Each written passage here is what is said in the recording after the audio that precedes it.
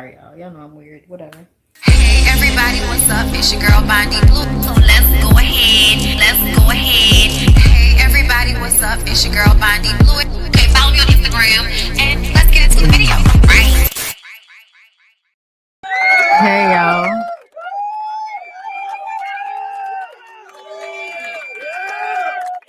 Trying to get that sound right. What's going on, everybody? Hi, it's your girl BondyBlue. I'm back for another BondyBlue showing this or whatever. Listen, I'm excited. I need another one.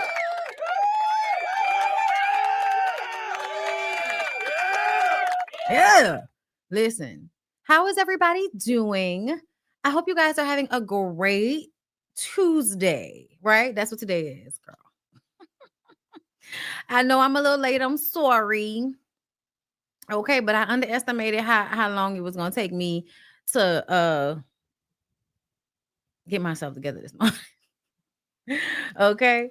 But I definitely am happy to be here today. We have a few topics to get into, girl. Okay.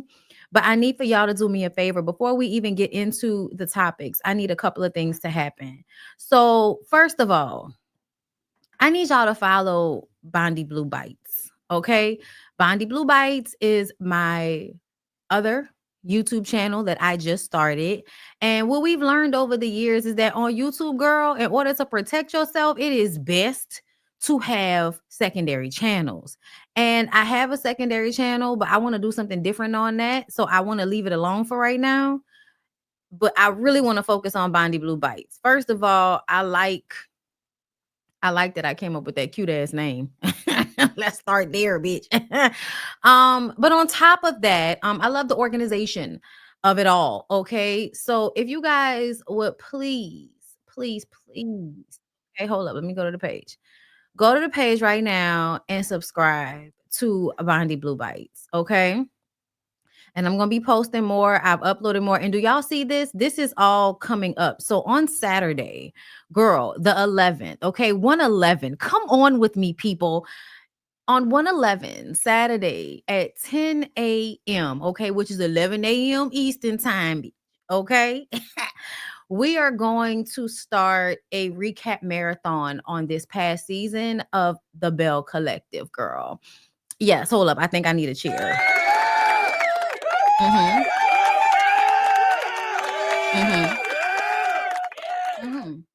So what I'm going to do is we're going to have actual premieres just rolling every hour. So from 10 a.m.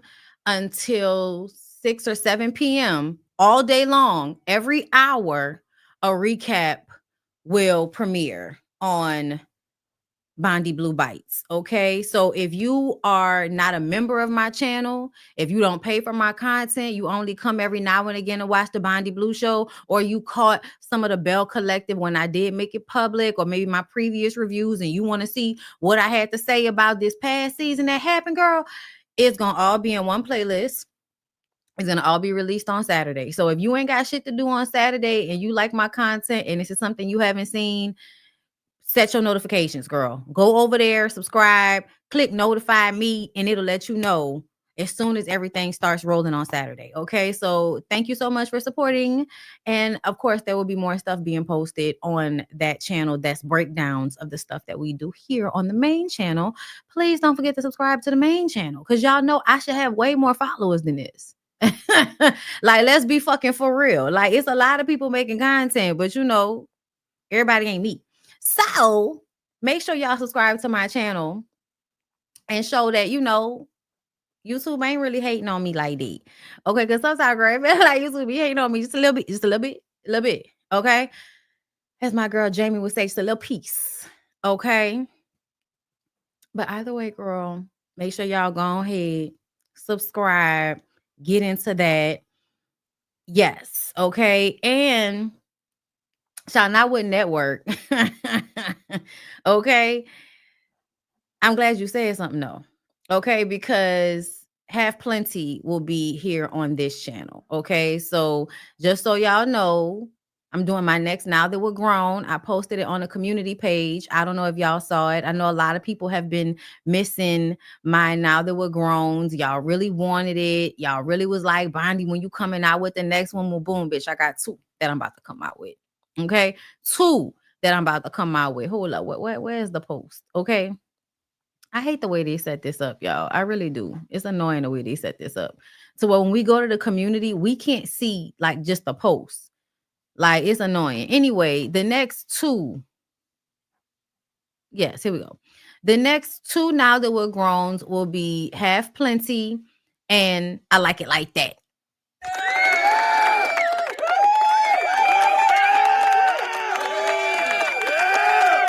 Okay. Now I've already put out the Have Plenty poster and the time frame that we'll be talking about that. So yes, okay, people are telling y'all that y'all can find Have Plenty on Tubi. That's what's up. I appreciate y'all for letting everybody know where they can watch it for free in preparation for tomorrow's 12 o'clock live, girl. At 12 o'clock afternoon, lunchtime, us down to the YouTube, BondyBlue, this channel, Have Plenty.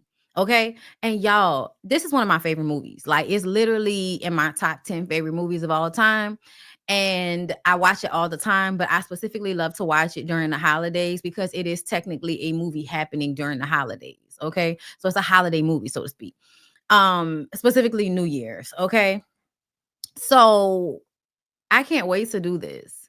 But when I was making my notes for it yesterday, I was like, wow, it's so many things that we're going to have to talk about and that we're going to get into as it pertains to Have Plenty. There's so many things that we're going to have to get into, girl. And I'm going to just give y'all one that I did not notice before that I can't wait to get into tomorrow, which is noticing the way Haviland wants the bad boy. And this is something we talk about in our culture all the time, but usually it's coming from like lame weirdo men who are upset because they don't get the girls that the players get. We're going to break down why that's happening. Because as I was watching, I was like, I get it. Because I was one of those girls. I was definitely one of those girls. It's not even about, it's not about somebody being hood or street. Like, it's not about any of that. It's really about the intensity of the intention of the energy that you're receiving from somebody. It just so happens that when people are usually being very intense and intentional about the way they seek out a woman, it is from a manipulation standpoint. It's not always genuine. And the men who are genuine have a hard time being as intentional because they don't want to come off manipulative. But also the men that really do care or feel a way for you feel that way so deeply that there is an underlying fear. But the men that don't really give a fuck about you, they can come at you as hard as possible because there's no loss in it for them. So like we're really gonna get into that and how I think as women, especially young Black women growing up, and I'm saying especially Black women because I can only speak for us and what that looks like for us in a community and how we are, socialized to find what type of man attractive and all of that. Like, we're really going to get into that because Haviland, to me, like, definitely perpetuated the mindset of a lot of Black women. You know what I'm saying? Like, what you want in a man, why you want the things you want, how you see yourself, all of that. So we're gonna discuss that. We're gonna get into that. All right. It's a really good conversation. I can't wait. Okay. But y'all make sure y'all come through for that. All right. Now we're gonna get into today's topics. Now let me let y'all know. I did not go through and make a list. I didn't. But we're gonna talk about a few things. First of all, we're gonna start off with some looks from the Golden Globes because that was gorgeous. But just off the top of my head right now, we're going to get into Sharelle being on Carlos. We're going to talk about Dwight Howard. We're going to talk a little bit more about Justin Baldoni and the Blake Lively lawsuits. I think we might touch on Tyrese a little bit. And I'm still trying to decide if I want to publicly, like, because I've discussed this on Instagram, but I don't know. We'll see how I feel by the time I get to the end of this live, if I want to discuss what happened down here in New Orleans on this platform, because we've already kind of talked about it behind my paywall. We've also talked about it on Instagram. But, to bring it to the forefront today on, a public live, which will get way more views, child, we gonna talk about. We gonna get into it. Okay, that's what we gonna do. All right. But everybody, do me a favor and go ahead and get comfortable. We're gonna be here for at least an hour and a half, girl. But before we get into it, it's 600 of y'all in the room. Subscribe to both my channels and like the video.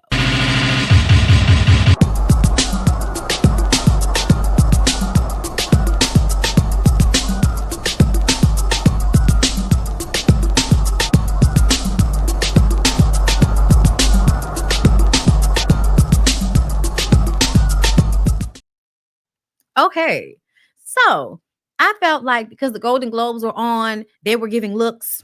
We're going to start with the Golden Globe looks, okay? Especially because there is no Ooh Ladies First panel this week. We come back January 15th, okay?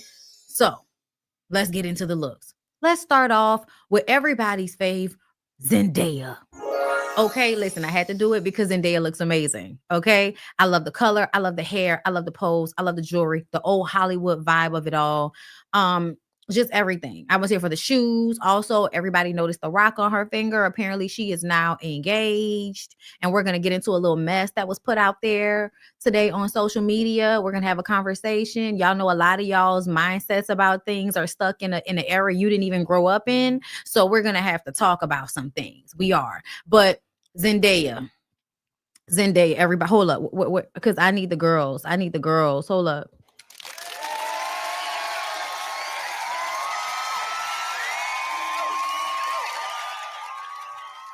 Okay, and then here we are.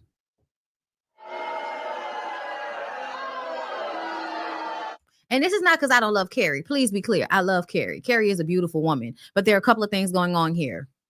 First of all, the wig. Mm-mm. Mm-mm. Mm-mm. I don't like the wig. I don't like the wig. You know why? The wig is giving, we don't know who this was laid by, but they made it so that you could just hurry up and take it off when you get back to the hotel. I don't like the dress. It looks like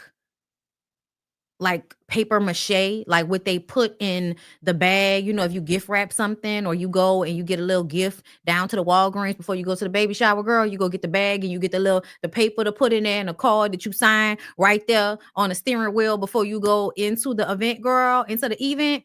That's what this looked like. That looked like color paper that you put down to the gift wrap. That was wrong. I don't appreciate that. And I also feel like the black gloves with this dress are clashing like a mug. Just clash, clash, clash. One more time, everybody. And please understand, this is just a look. This is just a look. This is just a choice. At the end of the day, Carrie always looks great. She's a beautiful woman. All of the people are beautiful. I want us to be clear. This is just my critique or my opinion on whatever looks they chose for the Golden Globes. I want to be very clear because you put up, yays and boos, and then all of a sudden they're like, she was booing Carrie. She don't like, girl, I love Carrie. But this look is not what it's supposed to give. It's not what it was supposed to give. I want to know who's responsible. Send it back. Let's move on. Oh, girl, Cynthia Erivo. Okay, I'm sorry, Cynthia Erivo. Girl, I don't know what's going on with either you or Ariana Grande. And I know y'all want us forever to not be commenting on y'all bodies and stuff like that. And there's a part of me that as a woman respects that because I don't want people always commenting on my body. But then there's another part of me that feels like you are making choices because you care about how other people view your body. And then when other people say something about your body, you're then all of a sudden all in your fucking feelings about it. So I don't think that's Cynthia Erivo. I don't think she gives a fuck, but Ariana Grande in the past has gotten upset with us because we pointed out how she looked emaciated and too skinny. And now what's going on here? When a lady said this was Ozempic's biggest night, she was not lying. Shout out to Ozempic. Okay, Ozempic came through and made everything that was thick slim. If it was fluffy, it made it straight. Okay? I don't like this. I don't like this. Now, I don't like the way it looks here, but if y'all actually watched her on the red carpet, she was like gorgeous. It was gorgeous. The dress was gorgeous on the red carpet on video. Like she swirled around and the dress was shiny. Like this is not white. Like, you know, on video. On video, this has a shine to it, has a sparkle to it. However, it's like caught between some type of Victorian old English style of dress. And you know what they used to do back in the day? Everything is always, you know, brings back to a black woman, right? So let me tell you what the clip people did back in the day, girl. The clip people would go down to where the black people live. And they would notice how the black women had big old asses, right? Big old asses, big old hips, but their bodies were like a form that was attractive to people back in the day. Okay. And what they decided to do was come back to England or Europe, if you will, and they would then put in these very structured, you know, harnesses inside the gowns so that the women would look like they had big old asses or big old hips. Like it was just something that they started to do. And I know y'all have seen this and you're like, why that's so, you know, they accentuate the ass, you know, why they do that? Well, they stole that from some black lady. Okay. So this specific style of dress, I feel like bustle. There you go. So I feel like, you know, I don't be knowing the names for shit all the time, but I know what happened. I may not get the name right, girl. I might fuck up the year. I might invert them, dyslexia, but I know what happened. And what I know is y'all saw people's bodies that actually looked that way and decided to start making it a fashion statement. And then, you know, eventually we demonize the body type that we stole the shit from. Y'all see how we keep cycling through these things? So I'm sure Sarah Bartman, yes, I am sure that there's some, you know, historical implications to why she decided to pick this dress. I'm sure. However, I'm still severely bothered by how much of her bones I can see. She looks beautiful, but sometimes I feel like Cynthia Erivo is harshly thin, and her and Ariana Grande harshly thin. And I think that everybody has a choice in how they decide to be. You know what I'm saying? Whatever you want to do with your body, girl, that's your choice. But because they are people that we're going to pull up these pictures, because we're going to pull up their looks, and there's somebody that's going to be like, oh, I love her because she played in this, so I want to look like her. I do feel like it would be irresponsible for us not to point out how thin y'all look and how it doesn't look healthy to me. You can be healthy, absolutely. But in real life, when I was growing up in the fucking 90s, this was called heroin chic. Oh, somebody said it. This was not considered a healthy look, no matter how thin. And so I feel like it's irresponsible when y'all are people everybody looks at, especially Ariana Grande, who's forever trying to look like a fucking child, which means a lot of what you do is cater to children. So they're going to be preteens and teenagers growing up looking at you as someone to look up to. And because your body is healthy at that weight, they're supposed to be healthy at that weight. And I don't know if that's realistic.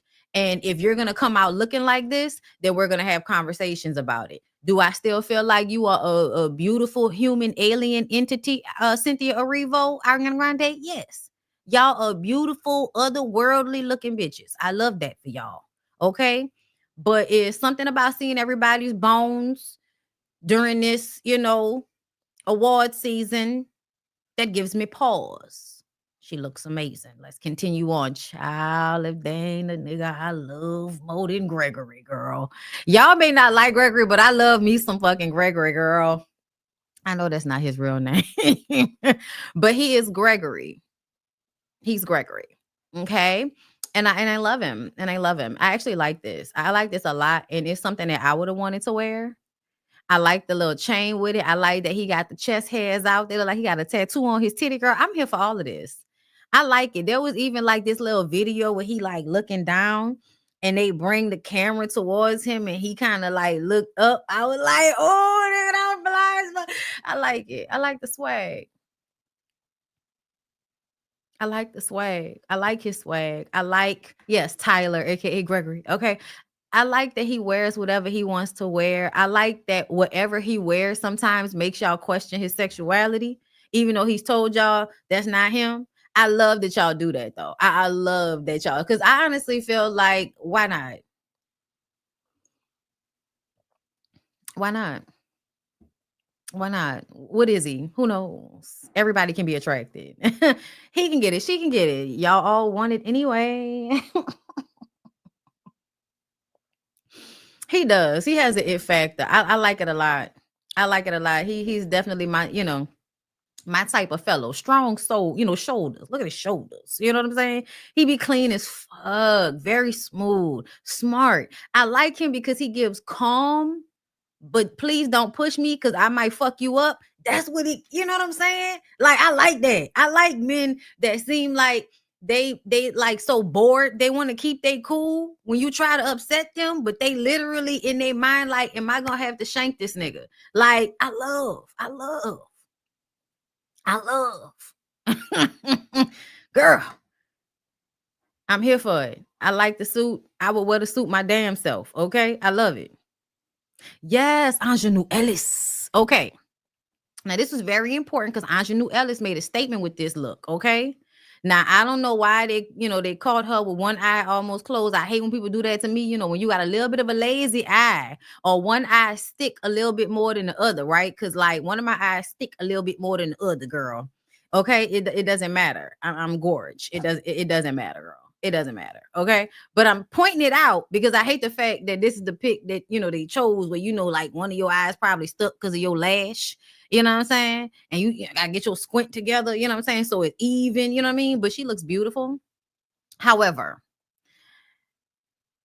something about the top I like but don't like. So in the close-up of her in the video, I loved it. All of these huge white flowers all around her face, beautiful, right? But when you step back, it looks like everything is so bunched up and it's not as fitting. It's not as formed as I would like it to be. Like, you know what I mean? Like, I feel like I wish it had more structure. I wish the top had more structure to it when it came to this like bottom area. I wish the pants had a little bit more structure to them because they are like, there's a ruching or, just like a falling that, they want it to happen. But I'm just kind of like, no, it is just too much material. I feel like it's too much material. But this was intentional. She wanted to wear pants because she's like, I don't want to look like how y'all want me to look. Like every other day, I'm a pants girly, okay? I'm a pants girly. My queerness, okay? I think she's bisexual, right? Girl, listen, if I would have caught up with her that one day, we was this is years ago, child. Years ago. We were both at the I think it was a Beyonce Jay-Z concert.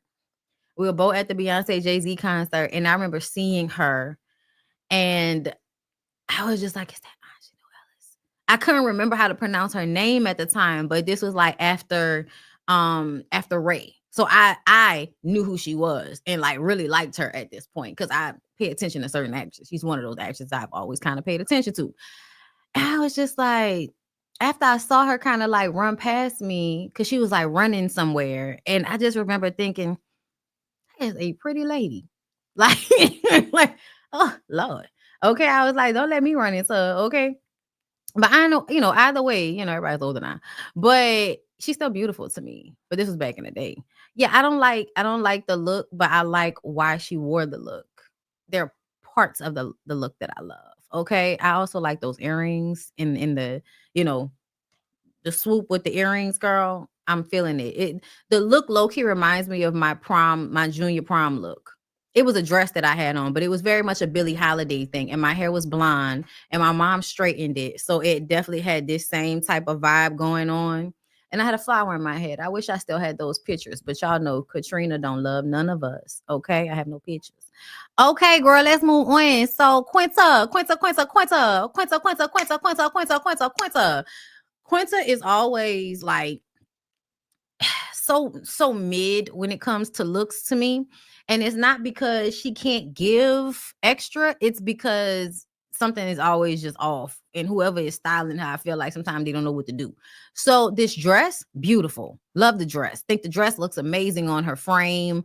I love the pose. I like the makeup. I don't like the hair. And I also feel like, I don't know what type of earrings we had on, but the fact that, it's given the hair is not completely done all the way right to me. And then it's given she don't have she needed bigger earrings. For this hairstyle with this dress, I feel like she needed a bigger earring. I think sometimes people don't want to give the black girl aesthetic, but looks actually need a black girl aesthetic. Like, is that what we missing from this? A black girl aesthetic? That's what I feel. Because I feel like if she would have had some like nice gold hoops with this, then it would have gave what it was supposed to give. But because there's no real jewelry, it's giving back. Yes, back in the 20s when a girl would pin curl her hair and the hair is still pin curled and she got a robe on over her dress because she doing her makeup, but she ain't putting none of her jewelry on yet. That's what this look like. And I don't like it. I don't like that. You needed bigger earrings. She looked beautiful though. This dress was a good look for her. And this is another one, you know what I'm saying? One of these beautiful lazy-eyed people. Shout out to Zoe. Okay. Listen, I'm just pointing it out because I have one. So if y'all look good with y'all, then I don't feel so bad about mine. So yeah, that's what's going on here. I love it. She another real skinny one, but she always been that skinny. Like you could tell Zoe ain't do shit different. Zoe just always is Lisa Bonet's daughter. Okay. Being skinny ain't hard. I like this look. It's simple. It's simple, but it looks good on her. See how the way she has her hair pulled back and she got an earring on? Okay. Probably not even a black stylist, but they understood the assignment. They understood the assignment.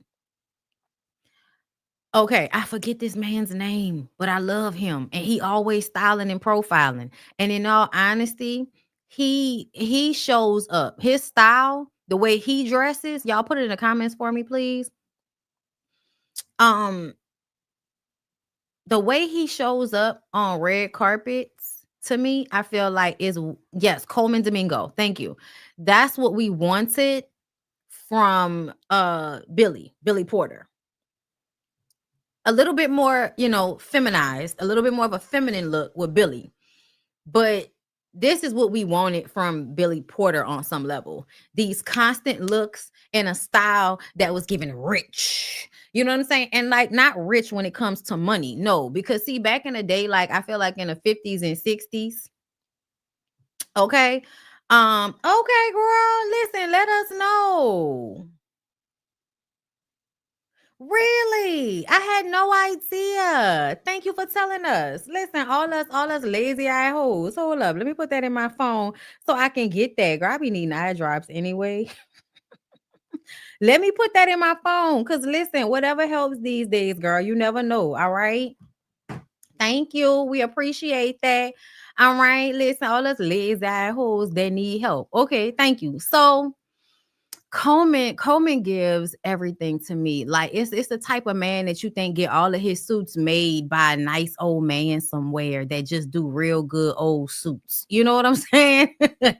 Like yes, Billy, but at the beginning, like when Billy first started showing up on red carpets, it was giving this feel to me. Like at first, it was like each one was hitting in a way that was extra, but we was like, yes. And then all of a sudden it started to get way too costumey. And at some point he was on a red carpet just in a big dress with his shoulders out in like some type of braided jerry curl. I didn't know what the fuck was going on. But all I know is Coleman has not disappointed since he showed up. And I love it. I love everything about it, girl. I love the scarf.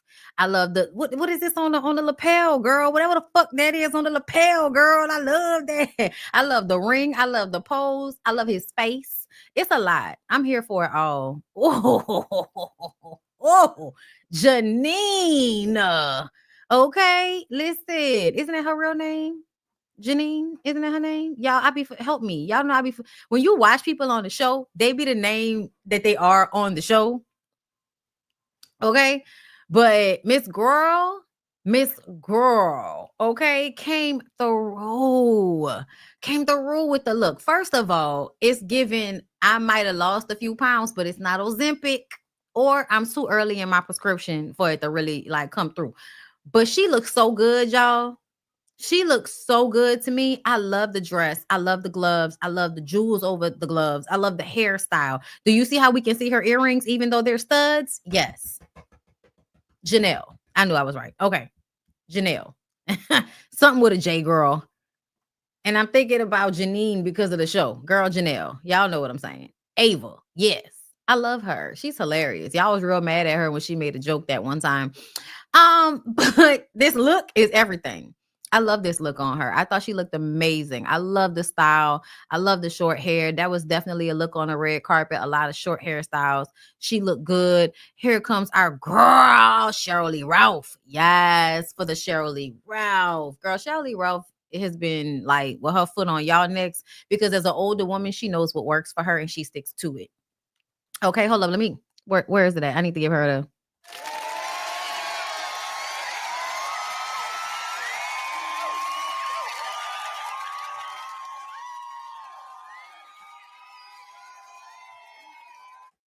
Okay. And here's the thing. She knows what looks good on her body. Okay. She knows how to pose with her body. Okay. Rita's mama. Do you see this? Do you see this wig? Do you see this wig? Okay. This is what I need for Carrie to understand. Do you see how we see a root? It's a part. And this might be a wig, but do y'all see how the wig is coming up off of the scalp? See how it's giving edges? See, what Carrie made the mistake, and a lot of y'all do this, and this is what gives y'all, like either married to African men, or y'all are older African women, or you're a black woman that dates a white man. Either way, there's some disconnect on what you think wigs should look like. Either way, they should never look like just a part straight down. No, this is how you do it. Do y'all see? There's a part. But do you see how it is pushed back? Oh, I didn't do my edges today, y'all. So they curly. They doing whatever my hair do, girl. But that's how you know this is real baby bangs, girl. This is not fake baby bangs. It's real baby bangs. Okay, I have to pull it out or nothing like that. It just showed up like that. I did the same hairline since I was a child. Go look it up. But do y'all see? Do y'all see how on her it is pushed? It's pushed back. It's a part, but it's pushed back. So you know what it's giving? It's giving real scalp. It's giving real scalp. This is somebody that's been laying wigs since Moesha, and we had no idea. That's what it's giving. Shirley Ralph, you always do it for me, love. Okay? Singing, pay the bills, bitch. Singing does not guarantee a future, but apparently acting does. Shout out to the people.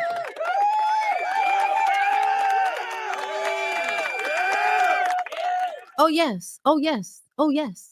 She's been doing it for a mighty long time. She was a dream girl. Okay. And if there's anything the dream girl era, what they know how to do, girl, they know how placement, foot here, turn here, cheated. Okay. Anybody that's ever did theater cheated. Okay. And we know this is a theater girly. You have to cheat. You pose this way. You cheat your body this way. Yes. It's all about posing, girl. It's all about posing. All right. I love this. All right, y'all. We're going to take a quick little break and we're going to reset and come back for more. Anywhere you go, give it on. Anywhere you say, anywhere.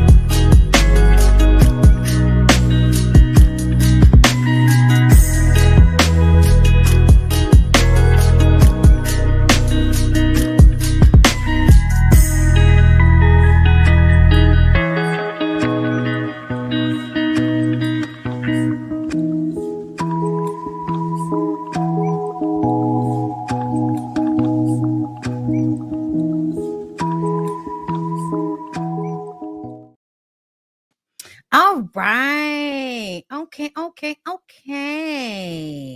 So let's go ahead and get right back into the thing. And this is where I want to start. Okay. Sometimes I just see things and it take me a minute to come and bring it to y'all. Okay. But I'm coming to y'all with the bullshit. Okay. So that's what we getting into today. I don't have a meeting until 2:30, girl.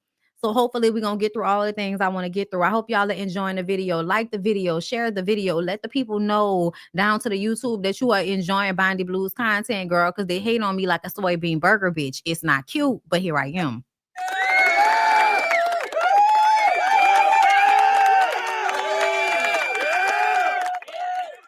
Okay. So let's go ahead and get into this first little story down to the blogs. Okay, open your eyes now.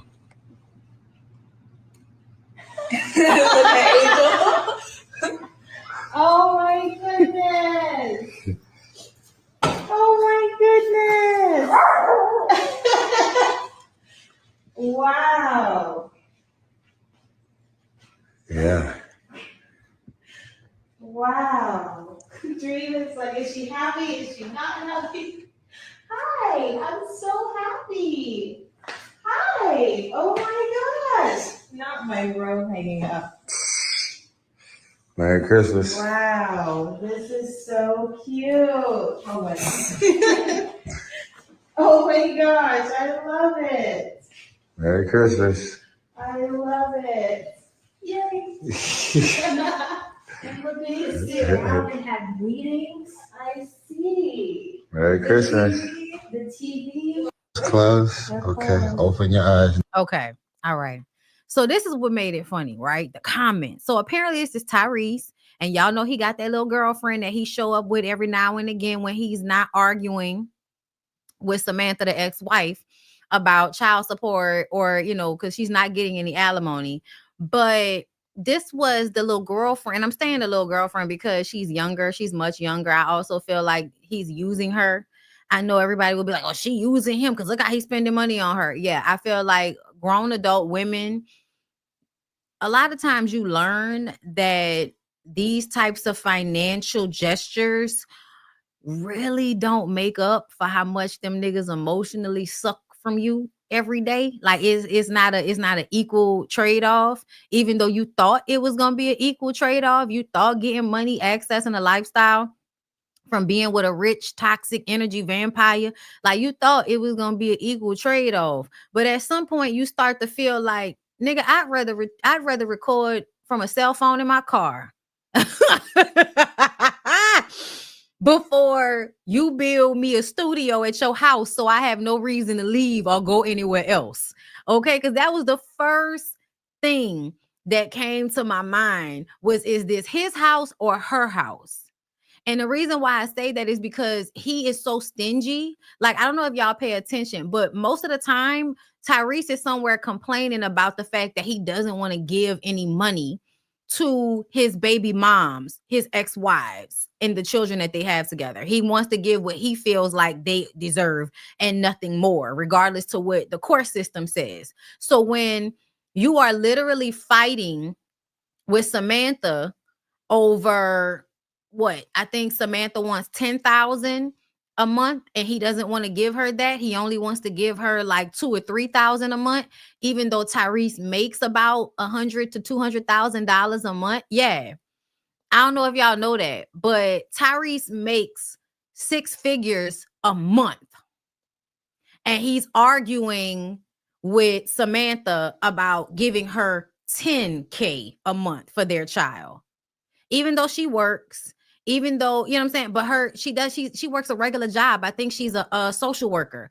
She doesn't make nearly as much money as he does. And he's nickel and diming her over every little thing. I don't like Samantha that much either. I don't really care for her. But what I'm able to notice is when people are being unfair in situations, right?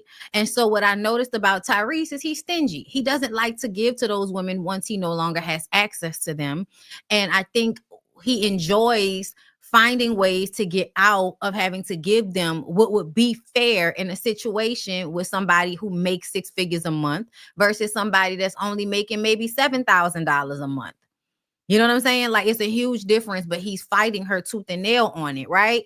So then you turn around and you build or have someone come in and put in a whole studio in one of the many empty bedrooms in your big ass house that you like to cry and tell us about how you never gonna give to nobody. Ain't nobody gonna ever get this. It's mine, it's mine, it's mine. He was literally just online right before this talking about how it's his and he gonna die about his and y'all ain't gonna be able to get nothing from him.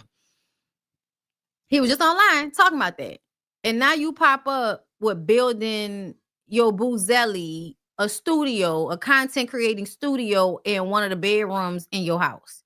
So that tells me your stingy ass is doing this for a reason, not because you really love her and care about her and you want her to excel. 2 reasons. First of all, you probably want to make the other women feel a way.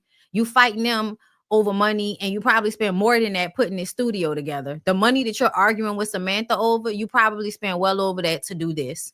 So on some level, I feel like it's a way to maybe, give the finger to Samantha. Like, if you would have stayed, see what I'm over here doing for Zelly. If you would have stayed, maybe I would have been doing shit like this for you, and you wouldn't have to be going back and forth to court with me over $10,000 a month, because I would have just gave it to you if you were still giving me access to you, but you don't want to be with me no more. So now I'm not about to help you. I'm going to help this girl. And I'm going to put it on the internet and show it to everybody so you could feel away. That's one thing. And then the other thing is giving so Zelly don't have a reason to go nowhere. If Zelly was ever planning on, I think I'm gonna go and like sign up to be a part of one of those influencer houses. Maybe Zelly thought that she would start working at a workspace, because they have those all over the place where you can go and do your content creation at somebody's studio and you pay like a little monthly fee or something. Maybe Zelly was thinking about doing that, and Tyrese was like, no, I don't need you to have a reason to be out of this house for hours at a time, and for you to not be answering my phone calls, because maybe she was recording somewhere and so she wasn't answering his text messages or phone calls. So his answer to that is to give her this, which keeps her in his household. That's why people were kind of like, is she happy about it? Is she not happy about it? Why he keeps saying Merry Christmas like he's looking for a thank you? It almost was giving a vibe like, I know I should be appreciative of this. This is very nice, but I'm also feeling how this is probably a gift that's pushing me into a corner. Like that's low-key what I was feeling. I don't know, girl. Y'all know I can be wrong. And if this is a studio in his house, it is not a gift. It's in addition to his house. And would she be able to take any of that shit if they broke up? I bet not. And I know people think that's cool and all of that, but gifts are for the other person, not for you to hold over their head as a bargaining chip to keep them. So yeah, girl. Tyrese is still giving toxic, and that's what I said. Speaking of tox, it's a T. Let's little quick. Besties, Happy New Year. I need to vent real quick. Tell me if it's just me, but I can't stand when a motherfucker gonna say, hold up, y'all. I'm seeing this like sticking with my movement. Give me 1 second, y'all.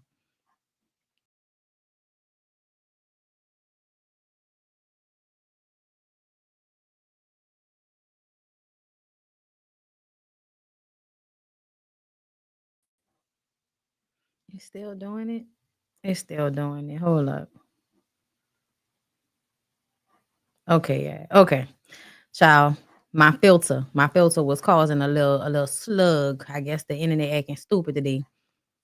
But it's on matter, So I'm sorry. Let's get back into it. Jazzy, what are you saying, Jazzy?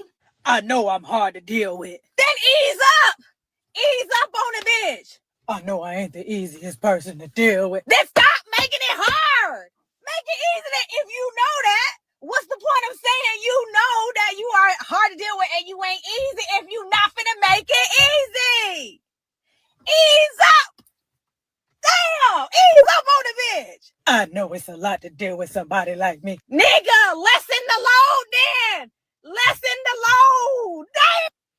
Lessen the load. I know this. Look, I think we all know this is about her and Cam, right? This is a conversation you had with your nigga. That's why you coming to us right now. But when she says lessen the load, and me thinking, ain't that what $1 million nigga supposed to do? Girl, ain't that what $1 million? You told us. You said when $1 million nigga put that pressure on you. That's what you said. That's what you told us. But now what you telling us is the only thing the $1 million nigga was bringing to the table is pressure, but no relief. Oh, besties, Happy New Year. I need to vent real quick. Tell me if it's just me, but I can't stand when a motherfucker gonna say, I know I'm hard to deal with. Then ease up. Ease up on the bitch. I know I ain't the easiest person to deal with. Then stop making it hard. Girl, I wish you would just be bisexual. Jazz remind me of them girls I used to fuck with in high school. All right. Jazzy, why you doing this to us? Talking about child of mad thing. And then the fact that you coming up here laughing about it, talking about, but no, really, but not really. I'm going to stick beside him. Best friend in your head, just jokes. Is it just jokes?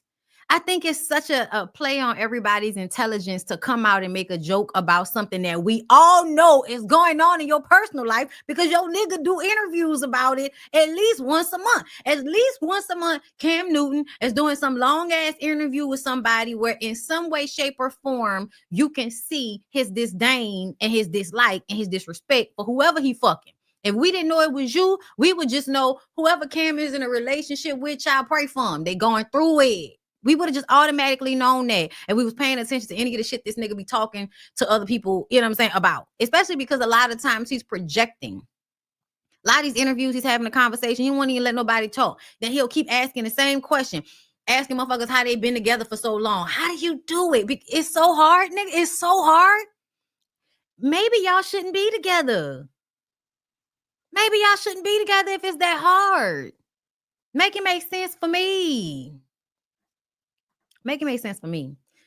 But you trying to make it seem like it's a joke, laughing in our face? Girl, where's Toya Turn Up?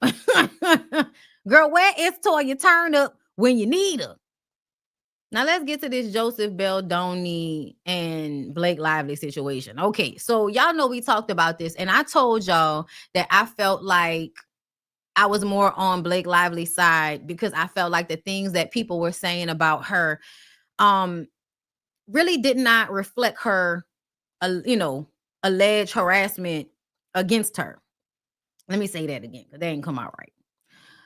What I mean is Blake Lively can be a possibly racist, bitchy, annoying, entitled white woman and still be on set with a man that can hem her up because it's Hollywood and the women get hemmed up in Hollywood no matter how successful they are.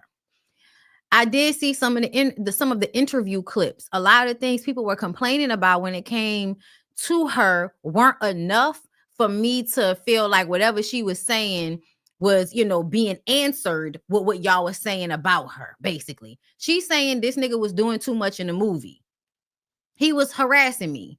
And then all of these stories start coming out about how I'm hard to work with all of a sudden, even though we saw people who worked with her before come out and defend her. We saw the cast unfollowed him and seemed to support Blake. We saw how things looked at the end of the cast party shit. And there is a possibility that Blake Lively and Ryan Reynolds have so much pull. Really, Ryan Reynolds has so much pull in Hollywood that these people might fear them and see them as a bigger opportunity. So we're going to side with Blake and Ryan Reynolds, so to speak. That's an absolute possibility in this situation, y'all. But it's also still a possibility that he did some of these things that she is accusing him of. He put out text messages in this recent lawsuit that make her look bad, that make her look like some of the texts that she had were doctored or cut up a certain way or left certain things out. However, his text messages don't dispute some of the claims made. You saying that she texted you and told you that she was just pumping in her room does not mean it then made it okay for y'all to just bust in without knocking and seeing if it was okay. Just because I'm telling you that I'm doing something doesn't mean that you can just bust into the room because I said, oh, I'm just doing this. If I told you, okay, I'm just about to change my clothes, but we can run lines, does that mean that you should just bust into the room as I'm changing my clothes? Or does that mean you should knock and wait for me to come and answer? Somebody talk to me. You feel me? Like, I feel like a lot of the things that were being exchanged in this situation are not really answers to one another.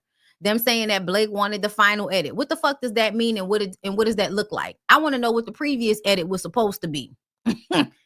Okay.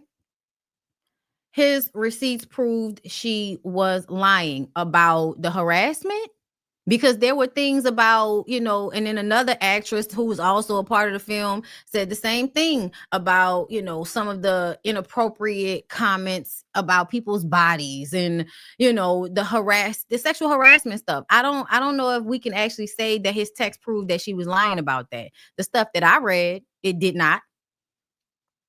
The stuff I read did not dispute that. And I also feel like I said, two things can be true. She could have been a bitch, but he could have also still have been he isn't addressing the harassment. Thank you. Okay. I thought I was the only one that was like, I didn't really see him talk about or, combat the comments about making comments about her body. He posted the exchanges, but in the actual scenes where he's saying stuff to her and kissing on her and she said she felt uncomfortable, and then him saying, oh, I'm not even attracted to you, like all of that, showing porn, like showing her porn, talking about his porn addiction, a lot of that stuff wasn't actually addressed. You see what I'm saying? So I feel like he could be telling the truth about her being a bitch. There could be evidence of her trying to get her way with certain things. Okay, that's why I said I could, because a lot of the stuff that people was really talking about, oh, Blake Lively is a bitch in interviews. What that got to do with what happened at the movie?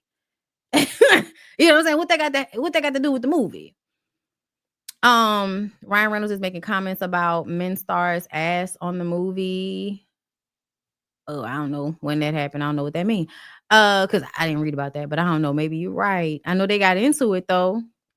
Okay, you could be, that don't mean you supposed to get harassed. And that's what I'm saying. And I also feel like because this happens so often in Hollywood, I also was more open to the idea that Blake Lively is finally at a point in her career where she can say, hey, chill the fuck out. You know what I'm saying? I think that when women are in Hollywood and they're trying to get to a certain point, it seems like it's in your best interest to just shut up and take a lot of this harassment, a lot of these little comments. If somebody is not actively trying to argue in the corner of a room, then you basically let a lot of this shit slide just so you can get through the movie, get the shit done, and not have any errors on your, y'all know what I'm saying, on your image when it comes, or your reputation. And I was talking to, Jamie and them about this. I was like, I feel like on some level when women complain in Hollywood, it's something that goes around that says, oh, you can't get away with doing anything to her, so you may not want to hire her. You see what I'm saying? So I feel like it just depends. It just depends, y'all. I don't know how his filings are answering a lot of her complaints. Sure. I've read a lot of those as well. Like I said, there's still a lot to be said for the other lady on the movie backing Blake Lively. A lot of the people on set backing Blake Lively. Don't most men call females who don't fall for their stupid-ish a bitch anyways? They both on bullshit. Justin Baldoni probably harassing but Blake Lively and Ryan were trying to steal the project from him. Both can be true. And it's my question. How were they trying to steal the project from him when he owned the rights to it? He owned the rights to it. He was the director of the film, and he is a part owner in the production company that produced the film. So that's another thing that I'm trying to understand, how Blake and Ryan can take control of something that he already owned. And that's another thing. That's another thing that's a part of this that makes me feel like, I don't know if I believe that she was just some, bitch that was throwing her weight around with him, because he had way too many positions of power. Because she was made an executive producer. Her being made an executive producer doesn't change the fact that production company owner is Justin Baldoni. Director of the film is Justin Baldoni.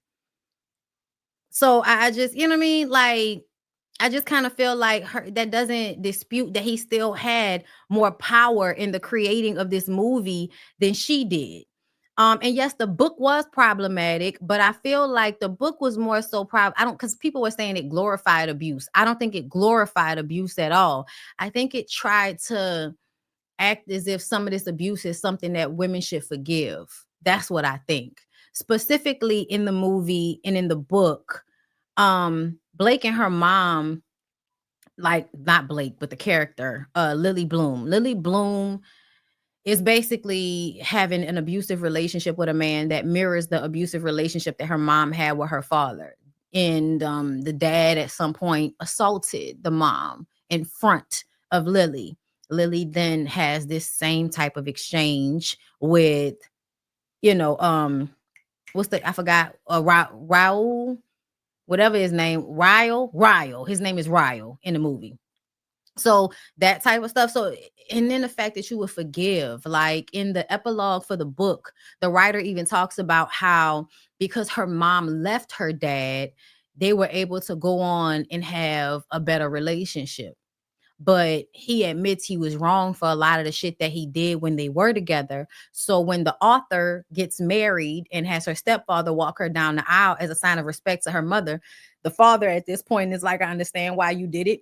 He raised y'all. He was a better man than I was. So I'm not mad about it. So because the writer herself had gone through this in her family where the dad was abusive and fucked up, but I guess eventually got control of his alcoholism and got his life together to some extent for her and him to have a better life, a better relationship. She then will write this story in a way that is forgiving to a man who everybody kind of feels like are his wife. Like, but also I feel like in general, abusive relationships are romanticized. I think that this movie, everybody making it seem as if this movie was like this crazy depiction of abuse when I felt like it actually kind of mirrors how a lot of y'all feel about abuse. A lot of people don't think that it's abuse.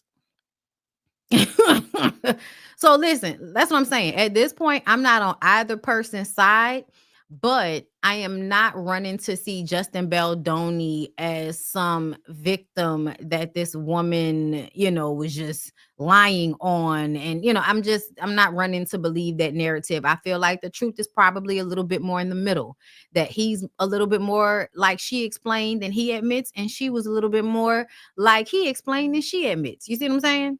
It's a little bit more in the middle. The abuse is romantic to the man, to the woman is bad. No, it's the abuse is romantic to the woman. The abuse is romantic to the woman. It absolutely is. And I feel like that's obvious. Even the way they did the film cover. Like if y'all actually read the book, Lily Bloom is a florist, but her florist business has a dark theme to it. The flowers are, more of a dark tone. And then they put all of these pretty bright flowers on the poster for the film. It's really in contradiction to how it was written. So it's a lot of things, with both of these people that just makes me feel like I don't really know who to trust in this, but because of the way it was a smear campaign, I believe it was a smear campaign. I absolutely do. That's what makes it hard for me to just completely be like, oh yeah, she was lying and he was telling the truth. Yeah, no, I'm sorry. It was way too much manipulation taking place for me to believe that. But let me read what this says. So Justin Baldoni, the director and co-star of It Ends With Us, has filed a $250 million lawsuit against the New York Times over a December article accusing him of sexual harassment and retaliation against Blake Lively during the film's production. The lawsuit filed in Los Angeles Superior Court alleged the Times relied on cherry-picked and altered communications to misrepresent events and tarnish Baldoni's reputation. The complaint disputes the article's claims that Baldoni entered Lively's makeup trailer uninvited while she was undressed, citing text messages that portrayed a professional interaction. Here's the thing, and this is what I want y'all to pay attention to. That specific text message, like I told y'all, does not mean that he never busted into her. And it wasn't just him. It was the other co-owner of the production company, his friend. I forgot the friend's name. But to me, just because y'all had a set of text messages that said, "Oh, I'm just pumping," that doesn't mean that you didn't bust into her. You know what I'm saying? It doesn't mean that didn't happen. That doesn't dispute that to me. But either way, you present the text messages, so it makes it seem as if she was saying it was okay for you to bust in while she was, breastfeeding, versus this is just what I'm doing right now. So when you come and knock, I'll just kind of cover up. Versus you busting in and not giving me the opportunity to cover up. Do y'all see how just because he posted those text messages doesn't mean that what she said happened did not happen? It just means he knew what she was doing ahead of time. Either way, it also accuses Lively of launching a manipulative smear campaign to gain control over the production and alleges her husband, Ryan Reynolds, pressured Baldoni's agency to sever ties with him. Okay. The Times has, that's a possibility. The Times has yet to respond to the lawsuit, which also named several producers and publicists as plaintiffs. Baldoni's attorney, Brian Friedman, criticized the publication for allegedly prioritizing the influence of Hollywood elites over journalistic ethics. Oh, give me a fucking break. Y'all always do that.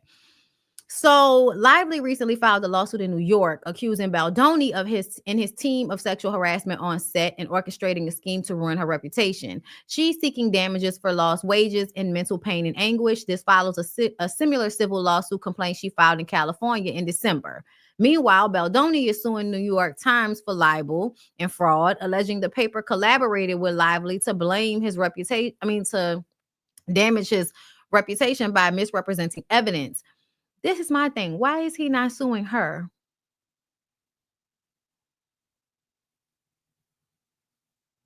Baldoni's legal team has previously denied Lively's allegations, while the New York Times has denied Baldoni's claims, defending its reporting as thorough and accurate.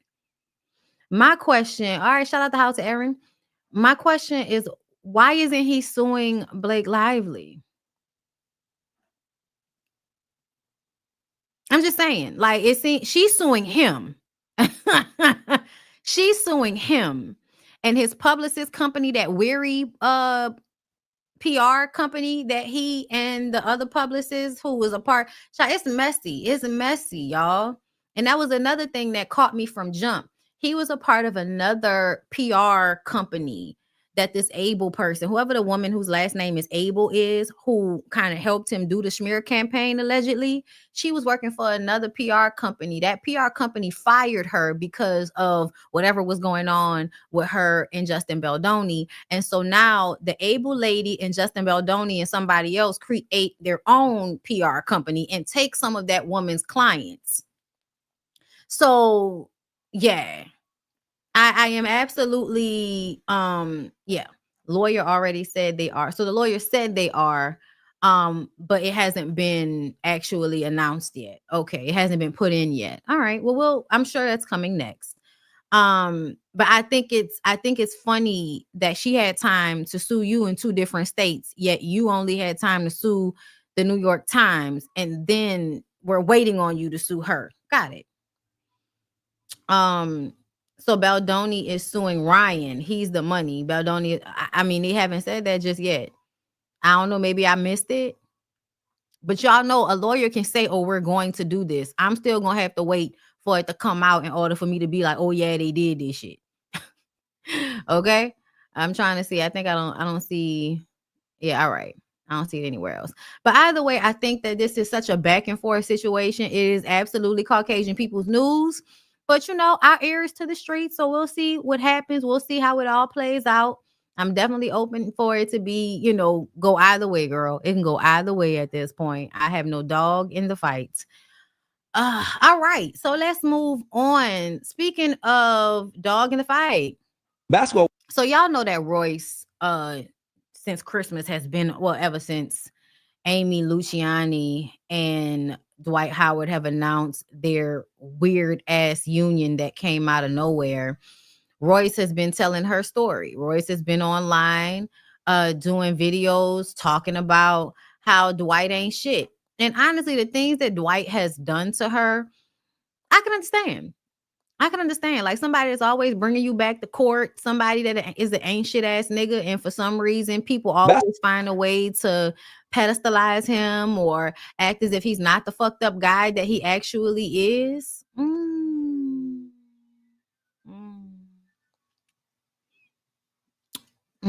That's why I said, now who else gonna pay me a check to talk about my business? Let's not do this. I get what you're saying. How about we got these kids together? Let's find out a way to make money together. We don't have to be together, but okay, we have a son. Our son, he could act. He got a portion of your spirit and mine, which means he could probably sing, act, dance, play sports, do whatever he want to do, and he's smart. Instead of taking the money and taking away, let's invest in building this. Let's build on that. Let's use what he has to make him better. And you know what's going to happen when you do that? It's going to in turn take care of you. Yep. It's going to, by us doing this for our child, it's going to make you better. Or not that. Even if they don't want to do that, set them up for a business. Let's do anything to make sure. Come on, bro. The money that was given is all right. People don't understand this. When you get child support money, it's tax free. Tax free, which means if that says you're getting $12,000 a month, that's why I said, now who else gonna pay me a check to talk about my? You're really getting $12,000 a month. It's no taxes coming out of there. I get taxed on the money. So guess what? When they tax me first, and I give that money that's already taxed to them, tax free. They get everything. So, my son's mom, that was $13,000 a month from the time my son was born. Let's do the math on that. I'm gonna do it right now. Why you talking? Hold on. $13,000 a month. I'm gonna do it right. So let's do a lump sum of over $200,000. This is what I did for her when he first was born. You take the money and you go buy a dance studio. That has nothing to do with your child. I'm sorry. I'm so sorry. I'm so sorry, y'all. Wasn't the very first clip them talking about how, why can't we do a business that's going to help us? Why we can't do a business together? Why y'all can't go in on a business so she can make her money so she ain't got to be online talking about y'all business, right? That's what y'all was saying. You say you gave her $200,000 and she tried to start a business with it, but you make it seem as if that's not about my child. Is it not? Is starting a business so that I can make money and take care of our child not about our child? I'm so confused. Like, why are you trying to make it seem like her opening up a dance studio was some like selfish thing? Like, you saying it as if she went and spent it on bags and jewels or some shit like that and cars and stuff. She took it and started a business? Can't be right. I saw a number. I ain't gonna lie to y'all. That can't be right. What do you see? Hold on. It's right. I don't know who this little man is, but if you're gonna act like what, $13,000 a month for 12 months, that's what, probably what, $130,000 a year. Okay, that's a nice little bit of money to make off having a baby with this nigga. Can we also take out the amount of money that she has to spend going to court with him? Because didn't he keep filing injunctions? That's what she said. He kept filing, so she would have to keep paying lawyers' fees. She would have to keep giving money to the court system. So it seems as if you're trying to act as if she was just making all of this money off of you and not making good off of it, but you kept taking her to court. And that's documented. So what the fuck? Like, what? Stop paying that child support this year. Hold on. How much is that? Hold on. And why would you stop paying that child support? Isn't y'all child still like what? Shit, the child was born in 2009. So your child, what, 13, 14? Listen, this shit is okay. So you was paying 13,000 times 12. That's 156,000 a year. Okay, 156,000. Okay. You're really getting $12,000. I don't know why I'm thinking about 10 months, y'all. I'm sorry. $1,000 a month. Y'all know I can't count. I don't pretend to. I don't pretend to know math. I don't. Hold on. My son times 17 is. He's not 17. Hold on. What am I just saying? Something. My shit is saying 2.652 million. That's a great career, my nigga.